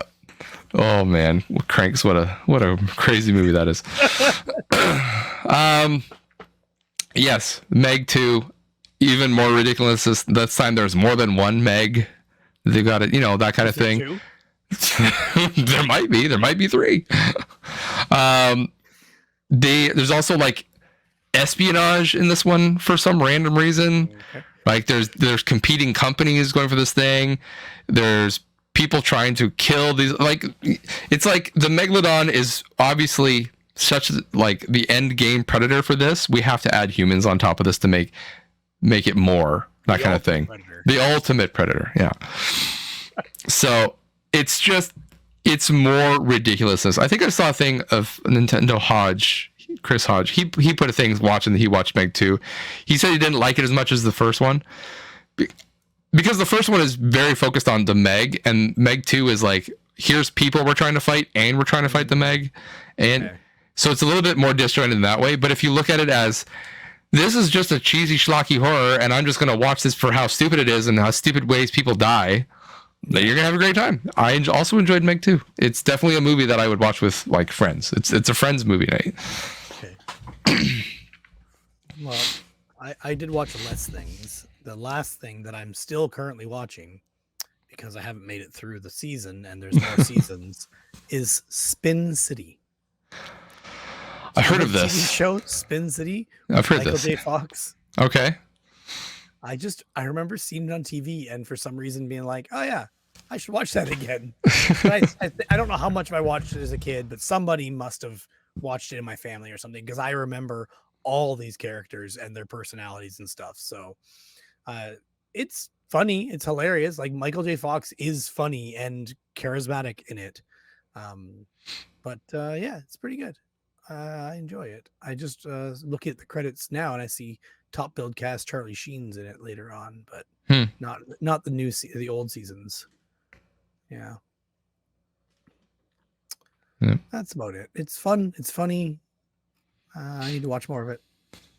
It's like a quick show you can watch easily. Yeah. Only one season? No, I think there's tons of. Oh, is there more? Okay. I just mean like the episodes are fast. There's 145 episodes. 4 seasons. Is that what this is saying here? I hate how everybody does something different. No, 6 seasons. So yeah, 6 seasons. Okay. Yeah, it's pretty long, but 24 episodes a season. It looks more. Season 1 has it's 24 episodes a season. So it's quite a bit to get through, but they're only 20-minute episodes is the nice thing, right? Or 22 minute, whatever you want to call it. But and this recording I have of it has ads. Great. But they're not the ads from the time frame the show came out. Oh, there were ads from what channel? When it aired? Laugh. The channel Laugh, which it was also airing repeats of Roseanne. So okay. Ads for Roseanne on there, and there's ads for dating sites. There's one that's literally called what was it? Farmers Only. It's a dating website for farmers. I think I have heard of that actually. Oh boy, that's a good ad. That's funny. And there's one that's called BBQ Bot or something like that. It's like a Roomba that you put on your barbecue to clean the grill. That's hilarious. There's some really good ads on this, and they're a lot repeated too. But jeez, yeah, pretty funny. Funny.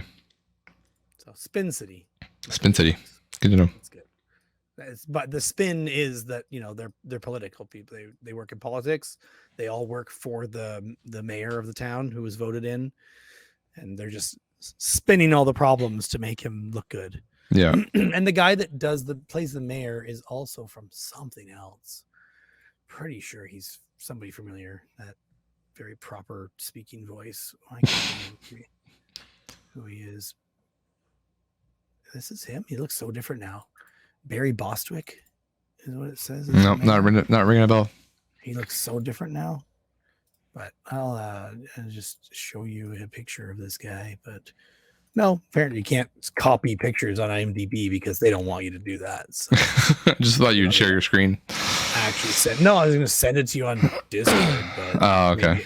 Maybe I should share my screen. But anyway, I should have probably also just checked what else he's been in. But I swear he was on like Seinfeld or something. But maybe I'm crazy. Rocky Horror Picture Show. Mega Force. That sounds like a cheesy movie. His name was Ace Hunter. He's in Spy Hard. You ever seen Spy Hard? No. That's what's his name? Leslie Nielsen. No. Spoof movie from the 80s, maybe. 80s probably, yeah. Anyway, No, I haven't seen it. Megaforce looks great. I might have to check that out. 'Cause that looks terrible. I see. Anyway, yeah. I might, maybe I only recognize him from this show because it was on for a long time. Anyway, yeah. I next watched 3 movies. I just realized this now because I'm looking at my Plex. 3 movies from 2004, back to back to back. Oh, interesting. Did not even realize that they were all from 2004.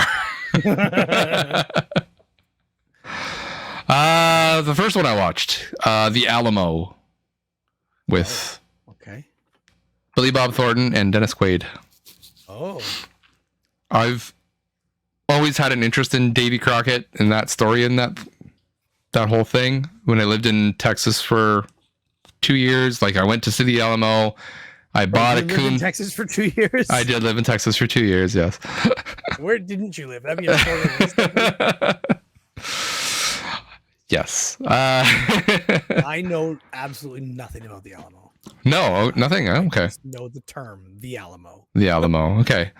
Well, it was a mission, a Spanish mission that was like one of the gateways from Mexico into the States when they were fighting over Mexico and States were fighting over Texas, basically.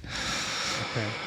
So the Texans were holding back General Santa Anna's armies in Mexico, and the Alamo was basically the last stand for them to hold them until the army could come in and actually get there. So it was a bunch of like volunteers and privateer armies that were there. Okay. It wasn't a regulated army. So Davy Crockett went and joined, fought, and died there. So did Jim Bowie, the inventor of the Bowie knife. Oh, okay. He was also there. So, yeah, my interaction with Davy Crockett's story has always been through like the Walt Disney classics, that Davy Crockett. So it was weird for me to see like a different version of that. Billy Bob Thornton playing Bob Thornton. Yeah. I do like Billy Bob Thornton though. I don't know what it is, but yeah. He's good. He's a good Davy Crockett. It took me a second to warm up to him, but when I did, yeah, he's good. So, yeah, it was good. I like the depiction of it a little bit better. It is a bit slower. They kind of put a little bit more drama into it, like interpersonal conflicts between officers or non-officers and that kind of thing. But of course, they have to, right? So. Weird. I didn't know there was a movie for it. I know the term. Remember the Alamo? Remember the Alamo? Yeah, and that was the like cartoons as a kid. I don't know. Well, see that was the rally cry when the army finally caught up to General Santa Anna. That was the rally cry that they used to defeat their army, to get everybody. Remember the Alamo, and that's because they massacred everybody in the Alamo. Like no one lived. Okay. So, yeah, and that's when they defeated Santa Anna. Not Santana. Not Santana. Santa Anna. Yeah. Next, I watched a Nicolas Cage adjacent film. Adjacent. Yes. And this is trivia for you. I watched Eternal Sunshine of the Spotless Mind. Okay. Which I've seen but barely remember. Okay. Starring Jim Carrey and Kate Winslet. Yeah. Fun fact, that role was written for Nicolas Cage. Really? Yes. But I forget for what reason he couldn't do it, and so Jim Carrey took it. And arguably one of his best roles. Huh. Yeah, I do hear people say that it's one of his best role, or his only good, not just comedy. he plays it very straight. And credit to the director, because it was a lot of like, what do you call it? Like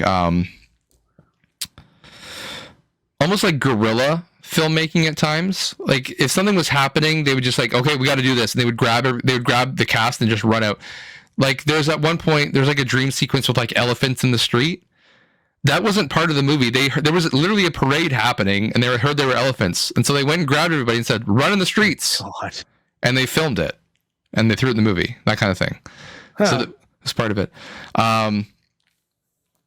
And just the way that the director directed Kate Winslet versus Jim Carrey, based on their different character types. You said you've seen the movie. You remember Jim Carrey playing it very straight? I don't remember anything about it. It's sad. I don't even know what year I watched it. It would have been like 2006, I think, or something like that. So yeah, very shortly after it came out, then probably. Maybe it was later, because I don't remember being aware of it when it came out. But I love Jim Carrey is the reason why. Yeah. But anyways, so Jim Carrey plays it very straight, and Kate Winslet is very like, fly by night, the hanging her flag wherever the wind blows, that kind of thing, right? And so the director actually told her, this is a comedy. Act like it's a comedy. Like, he'd take her aside into a room by yourself. This is a comedy, right? This is how you need to act. And then he would take Jim Carrey in another room and say, this is a serious movie. You need to act serious, right? And so both of them were making different movies at the time. They wouldn't talk to each other about what they were making. And so that's why you can see they have chemistry, but you can see the tension, how they're acting. Checking his credits, and it showed one episode of Flight of the Conchords. I thought it was going to be the whole show. He also directed Be Kind, Rewind, that movie. Do you remember that? Okay, yeah. It was a weird one, but it was decent. It's good. And then he's also directed a lot of music videos as well. Yeah. This was in that phase where everyone was experimenting, and all the music video directors were all getting a chance at movies, because all the regular movie directors, nothing was hitting. And so they just, whoever Fast and Furious got, this is that time. I think it was a music video director that did that, right? And it took off. So that's like, okay, this is the new hotness. Get all the music video directors in and get them to direct a movie. And then we got a lot of really cool stuff. So, and the one dream sequence I think that they did, he literally filmed it like a music video, because they could do that. Like, all the effects they did practically because of his music video background and stuff like that. So Bjork music videos, Chemical Brothers, Daft Punk, Radiohead, Massive Attack, White Stripes, Queens of the Stone Age. Directed by Michelle Gondry, by the way. So yeah, very interesting movie. It's good. It, again, when you're watching it, sometimes it seems very chaotic, but the more you watch it, the better it gets. This also has like a young Mark Ruffalo in it. Patrick is his name. Yeah, Elijah Wood. Yeah. This was like right after Lord of the Rings, and he was trying to like change, his stereotype or whatever. He did this in like Sin City, right? Like, he was really trying to break that stereotype that he had coming off of Lord of the Rings. So, I mean, it's no Guns Akito, but Kimbo. Kimbo, yeah. Yeah. Hats off to Daniel Radcliffe. He did the same thing, right? He did Harry Potter. Yeah. He had to just get out there and do something different. I watched like a YouTube documentary on him, and like some of the moves that he's making he was very smart career-wise. So, ever seen Dirk Gently? I've seen previews, but I've never watched it. No. Yeah. Such a good show. Like, I could just sit down and watch that show constantly. I watched the British one as well, but it wasn't quite as good. I think it was just dated or lower budget. But yeah, the Dirk Gently with Elijah Wood was just so good. I literally just deleted it off my hard drive today because I need more space. But I love the show. I just deleted it. It's just so random but great. Yeah, I need to. Yes. And the third movie, right up there. It's up there. A recommendation for you to watch is at least like 3 to 5 episodes of Dirk Gently. Yeah, I'll get there. It's been on the back burner, but I need to move it up. The third movie from 2004 I watched was The Aviator. Okay. I watched this mostly because I know for some reason I was like, I need to watch more Scorsese movies. Like all those Scorsese movies I've watched, I really liked. And I remember watching The Aviator back in the day, thinking it was really boring. And when I was a young kid, yeah, it was boring because it's just people talking mostly. I don't see a lot of the nuance or why people are doing things the way they are. I didn't have the life experience. I feel like I need to watch a trailer again because just thinking back on it, it sounds to me like it just gives me the mental image of a boring movie biopic. Yeah, and when I was younger, that's what I thought it was. But I do like Howard Hughes as a person. I find him as an interesting person. He's also like, I first heard about him through the Rocketeer movie. Okay, yeah. Because he's the one who invents the rocket supposedly, and so I'm like, ooh, the Rocketeer. So when I was younger, I was like, oh, watch The Aviator. Yeah. But it's a very different thing. Aviator, still good, but still a little bit boring. Okay. So that's my takeaway. But still, I mean, this freaking movie though, it's ridiculous. It's a top bill cast, like everybody's in it. But it's Scorsese, so yeah, it's true. So I'll let you take a couple now. I literally watched nothing else this Nothing else? Okay. No, I just read job postings. Job postings all day. I'm gonna start reading some job postings to you. No, I'm good. That is what I did. And I did that last month too. Oh man. Yeah. And the month or the half a month before that. But you gotta put movies on that second screen, man. Just have them going. Well, that's what I've been doing with Spin City, and it doesn't work. It just doesn't work. That's fair. When I'm reading a job posting, I need to really be thinking about how I can make myself fit in that role or argue that I fit in that role or whatever else it is. Yeah. Yeah. It's fair. Tedious. Well, then next I rewatched a movie that I've watched several times, but not this version of it. I watched Waterworld again. Because I like Waterworld, but why'd you watch it again? Did you not just watch it last year? Yeah, probably. Yeah. or this year. I don't remember what it was, but anyways, talking about it. I forget when it was. But anyways, I was on a YouTube thing, and it's one of those like, here's everything you didn't know about Waterworld videos. Okay. Cams up. So I'm just like, I was doing dishes or whatever. I'm like, oh sure, click on this. And in it they mentioned that there is basically a director's cut of Waterworld where a lot of stuff got cut out. Like almost 90 minutes has been cut out for the theatrical release. Heard of that. Part of the reason why the movie cost so much to make, right? Yeah, because it was so long. Yeah. And they cut most of it out for the theatrical version, which is what we've all watched. Yeah. Anyways, this director's cut isn't commercially available. But fans have gone through and found all the different versions of it, like TV recordings, whatever, Laserdisc. It's almost like the despecialized versions of whatever. Yeah. They found the VHS, the extended, whatever. They've take all these things and they've cut them all together, and it's called the Ulysses cut. Oh. Waterworld, the Ulysses cut. I couldn't find a torrent for it, but it is available on Internet Archive for free. Oh, interesting. So you can watch it there. It is a long movie. It is 3 hours long. Okay. Versus like, what's regular Waterworld? Like an hour and 20? Like, that, yeah. So this adds a lot.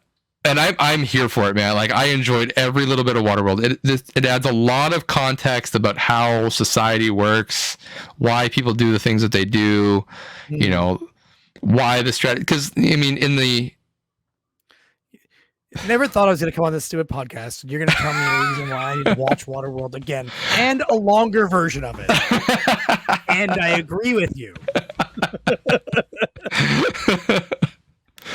It's such a good movie. I don't know why. I know why people think it's a bad movie, but I do not agree. I think it is a very good movie. So I like it. I like the movie. Oh, I know you agree with me, but I'm talking to everybody else. Last year too, didn't I? I think you did. Yeah, you watched it very shortly after I did it. You suck. Anyways, if you see the Ulysses cut on my Plex, which it's there's something with the coding or whatever like that. It doesn't the codec. Plex doesn't like it, so it's super choppy. So don't watch it on Plex. Go and watch it on Internet Archive. and you can But download it as a download from your torrent from archive, there. Yeah, re-encode it.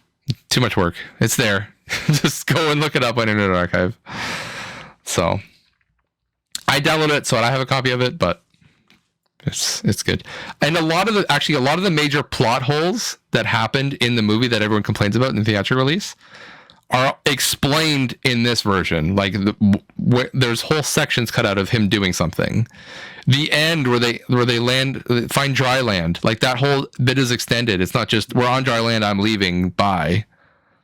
It's, he's there for a while. He's building a boat and things like that, and the whole ending, and it's good. So, Nerd Talk, and you're on archive.org and you went to download it. Did you download the H.264 IA version or the MPEG-4? I don't remember which one I downloaded. Is it 1 gigabyte or is it 2.8 gigabytes? I don't. Oh, man, why you gotta ask me this on air? Maybe I could just find it from your Plex, because it'll probably tell me the size if I go to the properties of the file. But I was just curious if the other one would not have that issue. 2.76 gigabytes. Okay, so that's the bigger one. I wonder if the other one plays better. Maybe. Okay. Well, guess we find out. I don't know what IA even is, H.264 IA, but it's only one way to find out, I guess. So, anyways, Waterworld. Go watch it. Go watch it again. For everyone. Apparently. And then one of the days I was sitting here, I actually was listing stuff on eBay. I actually went through and I brought a stack of stuff out. I listed like 10 things while I was watching a movie. And that movie was The Expendables. The Expendables 4 is coming out either this year or early next year. So I was like, I need to watch the Expendables movies again. So I watched The Expendables 1. I remember not enjoying the first one that much. Watching it this time while I was doing something else, it was great. I enjoyed it. Yeah. Don't put too much thought into it, is my thought. Yeah. And I do remember the first one is rough, right? They're trying to figure out the tropes they want to play with. So I hadn't quite got there. I remember the second one being a lot better, so I'll need to get there, but haven't got there yet. Okay. Yeah. I haven't watched anything, so I can't tell you anything else. Oh, I did just put some things on Facebook Marketplace. I started putting VHS tapes that I have here on there, and there was a bunch that I don't know if I said or not, but we were driving home from my parents' place and going through this small town, and there's a box of VHS tapes, and some of them were sealed. So I grabbed the sealed ones and left the rest behind. And in the sealed ones, there was like Blade Runner, Director's Cut, GoldenEye, Fugitive, all sealed tapes. So I put those on Facebook. I took them to that VHS swap, thinking maybe I could work some kind of deal if someone had tapes recorded off TV with commercials. Nobody did, so I didn't bother asking anybody. But I did post these on Facebook Marketplace the other day, and I had somebody come by today and buy GoldenEye and Blade Runner. Okay. $10 each. No, he asked if I could do $5 each because I listed them for 10 each. I said someone else is already interested in GoldenEye because they wanted me to ship to Mississauga, but I said if you do take both for 15, I'd be good with that. So he picked them up, and it turns out he's one of the guys who bought a box of recorded tapes off of me like 2 months ago. He had just picked up a VCR and was getting into tapes again. So you asked him if he wanted some more recorded tapes? I should have. That's be funny. I have his number and everything. I could just message him, but yeah. I have Star Trek Insurrection, Star Trek First Contract, 007 Tomorrow Never Dies, Mission Impossible, the first one, Air Force One, Stepmom. Actually, I lied. I also watched Air Force One while I was at the cottage. I forgot. You just mentioned it. I watched Air Force One. But did you watch it on a sealed VHS tape? No, I did not. Yeah. Your loss. My loss. Air Force One is still good. By the way, Air Force One's still good. Still good movie. The guy clarified when he was picking them up that he is going to open them. He's Yeah. gonna watch them. He just That's fine. wanted to watch them. And someone else, the person Mrs. Saga that was messaging me asking if I could ship it, says he wants to like make sure it's in good condition. How are the seals? Because he's a collector. Yeah. Okay. Oh god, one of these. One of these guys. Oh. Yeah. But when I was at the VHS swap meet, someone had GoldenEye sealed in their boxes.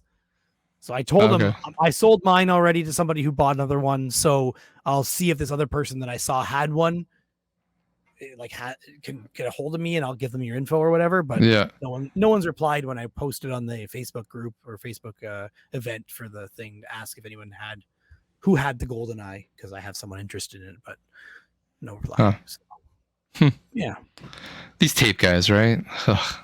yeah, right. Wait, I didn't stutter. I know what I am. I know what you are. Even in the abnormal, I'm abnormal. Because I want all these retail tapes gone. I don't want them. Get them out of my house. Yeah. Man. I figured I'd post them and see if any sell, and therefore I won't feel bad just getting rid of the rest, right? It's already all profit because it was free on the side of the road. So yeah. And then a bunch of other tapes I have were free with recorded tapes. So like I went and picked up another box this past 2 weeks ago, I think. I got a box right here actually, of recorded tapes, but along with it came a whole bunch of regular movies. Like this guy was obsessed with Tom Cruise and Clint Eastwood for sure, because they're like 12 Clint Eastwood movies and 10 Tom Cruise movies. All 3 Austin Powers. Hey, he knows a movie star. He knows a movie star when he sees one, all right? Yeah. Or we're like Scientology. Who's to tell? Who knows? Yeah. Jeez. Well, all I have left is Nicolas Cage, so I don't know if you've watched any Nicolas Cage. I have not. What? I gotta give you a chance to catch up. Oh my gosh, man. Is my excuse. Sure. Not even one? You've had a whole month, not even one? Not even one. Oh my goodness. This is like a record. Yep. And you still didn't catch up. No, not yet. I almost got another one in today, I have but more spare time when I have a job than when I don't. It's because you're working on your own time now. That's why. Yeah, but I'm still technically being paid for it. All right. I took the dive. I delve headfirst into Industrial Symphony number 1, the dream of the brokenhearted. How did that head dive feel, or dive in feel? I think I broke my neck. I think it's a shallow dive. It's pretty much exactly as we expected then. Yes, and worse. Now, for clarity, this is not for me. Okay, this was never meant for me. This is not my scene. From all accounts in the comments, it's a great performance and it's a great show. But watching it now, how many years later? No thanks. I'm not thing. I also put this down as a NA because I do not think it counts as a Nicolas Cage movie.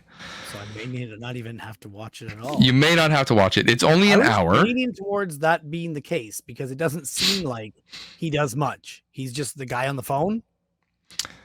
He's the guy on the phone. But you know which guy on the phone he is? Oh. You wouldn't know this, but it's linked to another movie that we've already seen. Because he's hopelessly in love with a girl? Yes. Which girl? Also linked to another movie we've already seen. Elvis Presley's daughter. Lisa Marie, that's her name. So this production starts with Nicolas Cage and Laura Dern talking on the phone, which, if you remember, is the couple from Wild at Heart. That's what I was going to say. That's the one from Wild at Heart. Okay. So it's from the point where they are breaking up over the phone. Break up. No, but he's his wife. Yes. So she's his wife. He's the only person he'd sing to. Yeah. But it's quote unquote happened. He's the guy on the phone. He's breaking up with her. And so the rest of the production is the emotions happening inside her brain after this phone call. That's what I thought that I'd heard. It was. Yeah. I can't remember if I read it or I pictured it. I can't remember. I think I read a brief sentence. It's weird, man. It's weird. There's some weird stuff going on. And that's it. That's all you see is Nicolas Cage saying, "It's not going to work out. I love you, baby. Goodbye. It's not you. It's me." That kind of thing. Okay. So It sounds like Skip It to me. yeah, it's a skip it for. I would say skip it. I watch it if you want something to do. That's a definite throw it on the side of the screen. Not when other people are around, because there's some topless people running around on that stage. Just so you know. Oh, so I should watch it. Wait, Nicolas Cage running around top? Nope, just other people. So yeah. Anyways, it's there. It's on YouTube. Industrial Symphony number 1. It was written and directed by David Lynch, who also wrote or directed Wild at Heart. So yeah. When you said it was the two of them, I thought they had to get someone's approval for that, or David Lynch was involved. David Lynch did it. Yeah. So just another reason on the I don't like David Lynch stuff. Check. Yeah. Too weird for the sake of being weird, or sake for the sake. Well, it's again very artsy. It's a theatrical production. It's going to be weird. It's a metaphor for other things. It's a dreamscape. Everything's weird. It's just I didn't see it. It's too weird for me. So yeah. Next up, I watched the next one, Zandali, which is I couldn't find a torrent for, by the way, but we do have the link for it on Tubi TV. So that's where you find it, on Tubi, if you want to watch it. Also starring Judge Reinhold. I believe that's his name. yeah, I see it. Basically, Judge Reinhold is married to Zandali, and then Nicolas Cage shows up, and he's like Judge Reinhold's best buddy. They're working together, and then he, surprise, surprise, becomes infatuated with Zandali and must have her for himself, and then proceeds to do so. Judge Reinhold being the guy from Fast Times at Ridgemont High. Yes. The boyfriend of the ex-wife and the Santa Claus that they was just talking about him the other day. Because somebody we met reminded her of him. That's funny. He was also in Beverly Hills Cop 1 and 2. Yep, I believe so. So I did not know that was his name. Judge is like his nickname. I don't think it's actually his real name. But anyways, yeah, it's pretty by the numbers for what you want as like a romantic movie. It's not a comedy, it's like a romantic drama for what it is. But Zandali is not known for being modest. I'll say that. Which is just topless through half that movie, I should say. There's just... I'm just like, you wonder why everyone thinks that you're a slut. It's just, you're doing... It's not unfounded. It's not an unfounded accusation. Right. So, yeah, Zandali. I marked that down as a C. It's not very cagey. I wouldn't say that he makes the movie better or worse. So it's a C, Okay. in my opinion. That little soul patch he's got on the cover, man. Oh yeah, looks like he's gonna be Zorro or something. Like, again, he's an artsy guy, right? Like he's got the long hair, the soul patch, the whatever. You know, he lives in he lives in an apartment. The mattress is on the floor, that kind of thing, right? Like the poor artist. So. Judge Reinhold's real name, Edward Ernest Reinhold Jr. Yep. There you go. And the junior might be why he goes with an alternative first name, right? Perhaps, yeah. He doesn't want to be known as Junior. Yeah. Junior Reinhold is better than Judge Reinhold is better than Junior. Edward, like he doesn't want to be the same first name as his father. Yeah. Yeah. So. And then next, Honeymoon in Vegas. I watched this one not last night, maybe the night before. And It was good. I actually enjoyed it. Is Nicholas kind of turning into more of a comedy role. Like everything he's done so far has been very serious, right? He's trying to be taken seriously. Raising Arizona is he's a little bit silly. Like he's a little bit. Yeah. This has more Raising Arizona vibes than anything else I've seen so far. So, other than Vampire's Kiss, obviously. Yeah. The best one.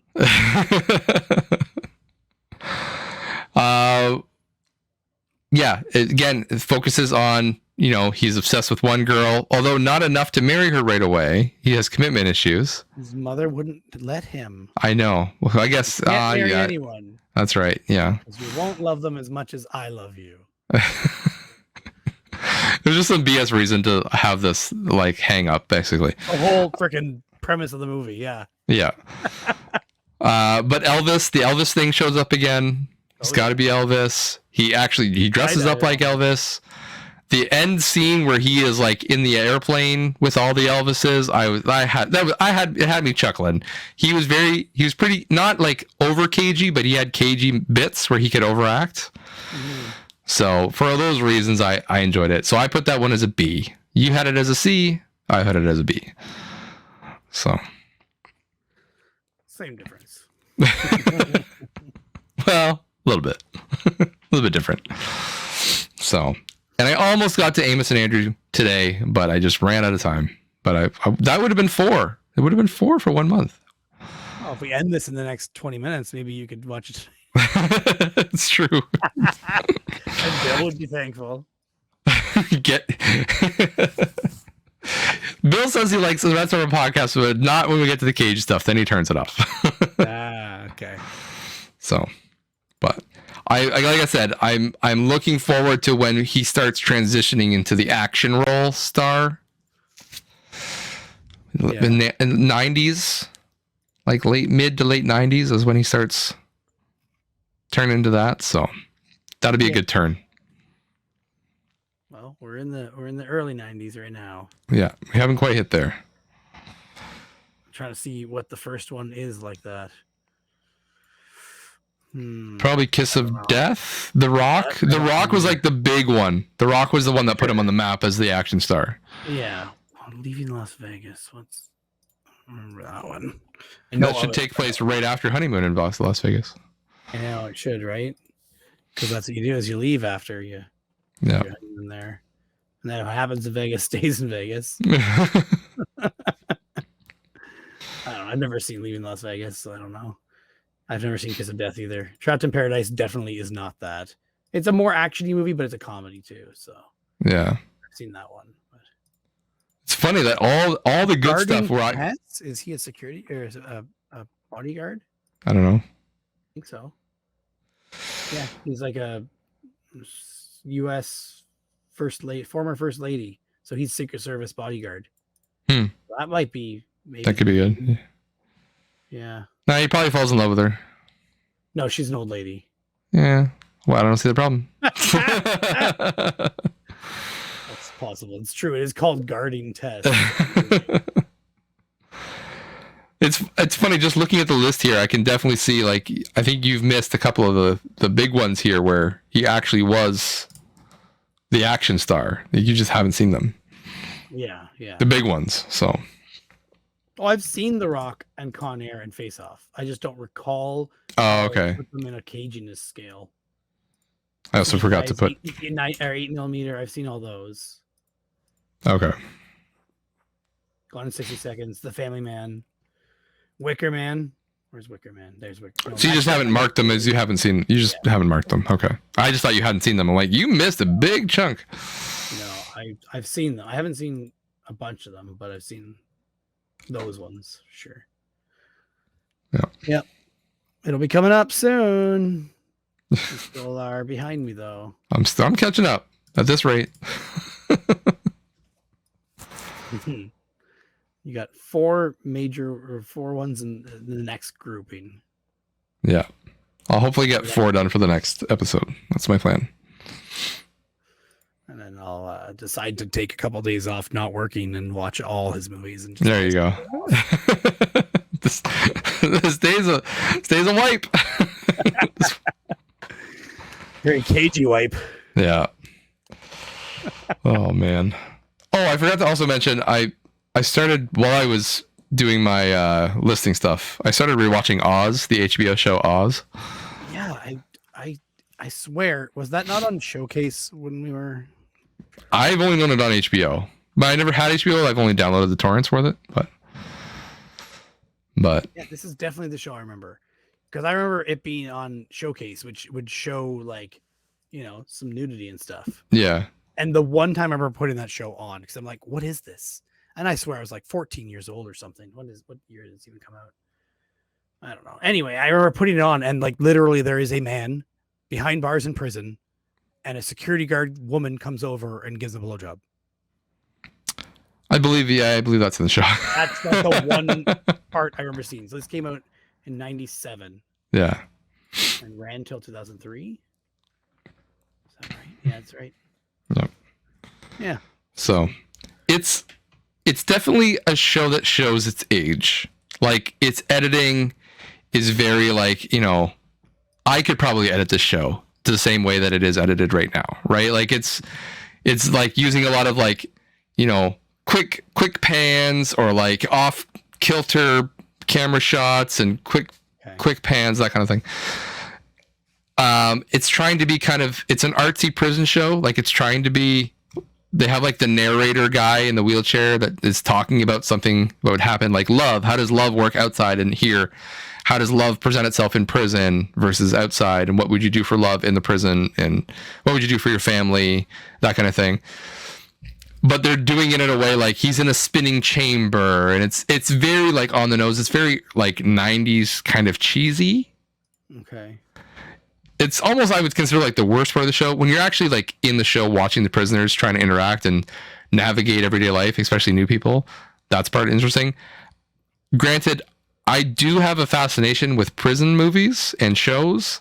So I watched the show a long time ago. Like before I was married, a living apartment by myself, I watched Oz. I never finished it, but I remember seeing something about how Oz also like paved the way. This is what I watched, is like how Oz paved the way for TV shows to become what they are now. Like they're more gritty. Mm-hmm. Okay. And they're showing a lot more things than they were allowed to. It pushed the boundaries, especially for HBO. Like HBO took a big gamble on that show. So, and it paid off. And so that's why I was just like, oh yeah, Oz, I kind of want to watch that again. So between Oz and The Wire, again, The Wire, I've only watched like up to season 2. So I want to finish Oz, and I also want to go back and watch The Wire again. So, and The Wire, from what watch The Wire, always meant to. The first season of The Wire is probably one of the greatest seasons of TV I've ever seen. Like it's really good. But I hear it's super rough, like bad acting and stuff though too. At parts it can be, yeah. But yeah. But it's still a very good show. So yeah. I'll get so. Yep. There was a back when podcasts were new and people started coming out with video podcasts. I forget what the name was then, but anyway, there was one called Totally Rad Show from this guy who used to be on the Screensavers on G4 TV, which was, I forget what the Canadian version was before that, which bothers me now. But anyway, basically nerdy people. Yep. And one guy on the show, Alex, I can't remember his last name, was on Totally Rad Show, and they had this video podcast where they basically reviewed movies and stuff like that. And where the hell did I get to this from? I don't know. I'm waiting for the thread to connect. Right? What were you just talking about now? Oz, HBO, The Wire. Oh, The Wire. So the one guy on the show who was an actor always recommended The Wire and The Shield. Those were the two movies he said anybody who likes like cop shows at all has to go see those two. Okay. The Shield he loved, but and the other guy on the show, so it was the actor guy, I forget his name, which bothers me, and then there was Alex, and then the third guy was Daniel Trachtenberg, who is now a director and directed Cloverfield. Oh, okay. Yeah, right. It was Interesting. Cloverfield or the follow-up. Maybe it was the follow-up. Remember the Who knows? follow-up? It was about the house, like One Cloverfield Lane or something. Yeah, Cloverfield. Yeah, That, One maybe it was Cloverfield. that one that he Okay, directed, but he was on this podcast show. It's pretty cool. interesting. Cool. About him having done that years and years later. Yeah. Yeah. And The Shield. I never heard great things about The Shield, but maybe I should check it out. I started watching The Shield actually because of the two of them, The Wire and The Shield. The Shield sounded more of what I'd like than The Wire. Just The Wire was the people talking about the amateur stuff of it at times. Yeah. Maybe I shouldn't, but it was 10 Cloverfield Lane that he directed. Yeah.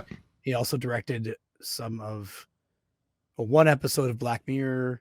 He directed one episode of The Boys, and he directed Prey 2022. Prey. Oh, that's a new one. Yeah, that came out last year.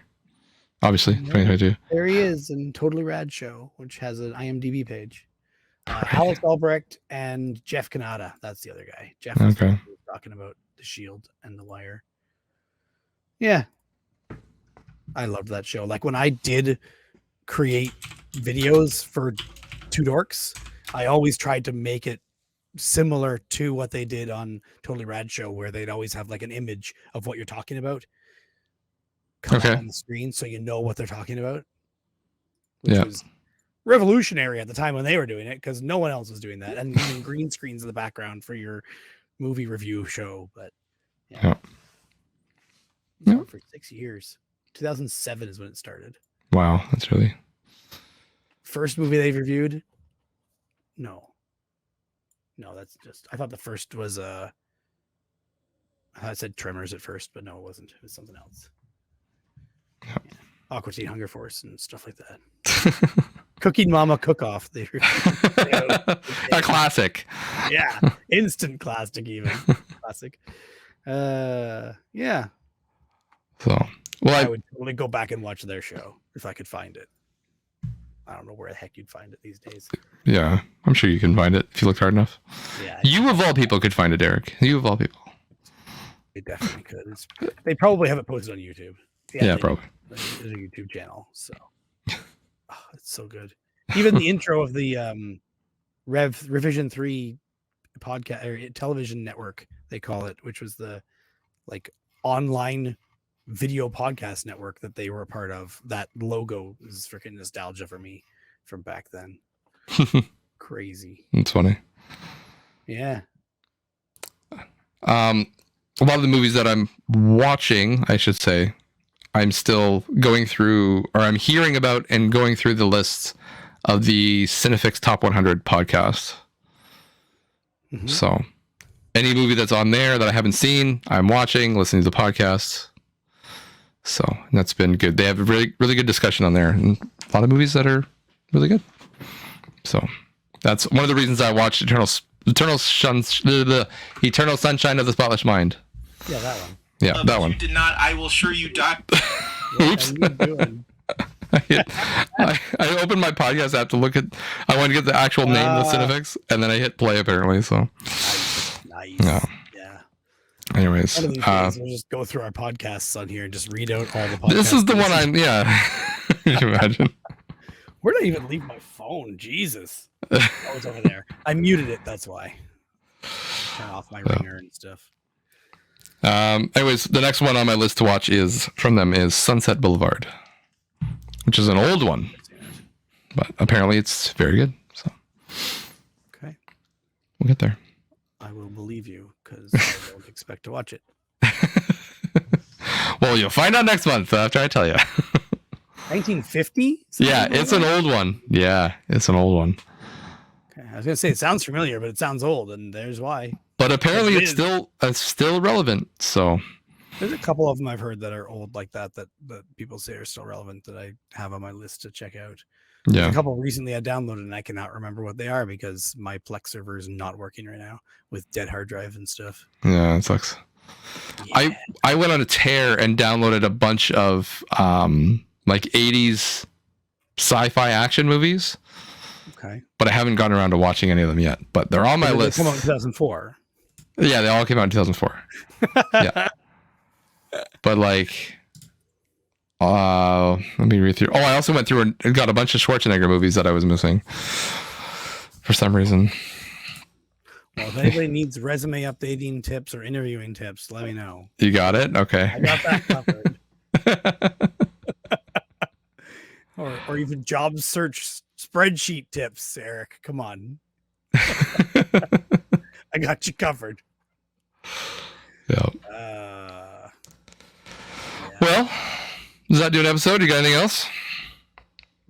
I don't have anything else. No. All right. I don't do things. Maybe I should look at my calendar and see what I did, but no, probably not. No. Oh, before we finish, I found a game in the garbage that I started playing actually. I played it last night actually with some friends. Puyo Puyo Tetris. Oh, yeah, I have that for Do you? Switch. Yeah. I found it in the garbage for PS4. Yeah. And I was playing 3 players yesterday, and it was a hell of a lot of fun. Yeah, it's fun. I mean, it's not the same playing against my kids, but yeah, pretty cool. it was really fun. So, especially we started doing the swap mode where you're playing one game of Puyo Puyo, and then after like 10 seconds it switches to Tetris, and then it switches back to Puyo, and you have to like you do one, it affects the other, and there's quite a bit of strategy that goes into it, and it gets very technical. I didn't win very often, but when I did, boy, did it feel great. So, last Saturday, which was Bear Game Exchange, Yep. I went to the World of Retro Computing Expo, downtown Kitchener. Oh, okay. Yeah, downtown Kitchener. And it was basically just a bunch of nerds, like a lot actually, set up a whole bunch of old computers.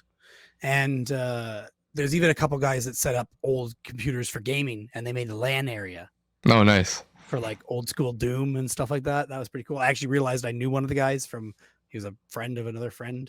But lots of nerds setting up old computers that some of them had like emulation hard drives. So like they'd have like a micro SD card that plugged into a floppy drive emulator. Oh, So the okay. old, like Commodore systems and stuff like that. So Yeah. fusing the old with the new and stuff like that. They had raffles to win stuff. They had vendors selling old hardware and stuff like that. There was a free bin of old hardware too that I was debating on looking in, but I didn't really bother. There's nothing I saw that was good. They had a lot of game systems set up for playing. They had old NES and SNES there for playing as well with Duck Hunt. My son played Duck Hunt and loved it. I really got to hook that up for him on his TV in his room. But yeah, it's pretty cool. It was neat to see, and a lot of vendors seem like they came from Toronto area, but it's the World of Retro Computing Expo. I don't know if it's a local thing only. I did look back and realized that they've been doing this for a few years around here anyway. So never heard of it. That's something Troy might like, and James maybe even. Troy's been trying to get into the old PC stuff and in Windows machines.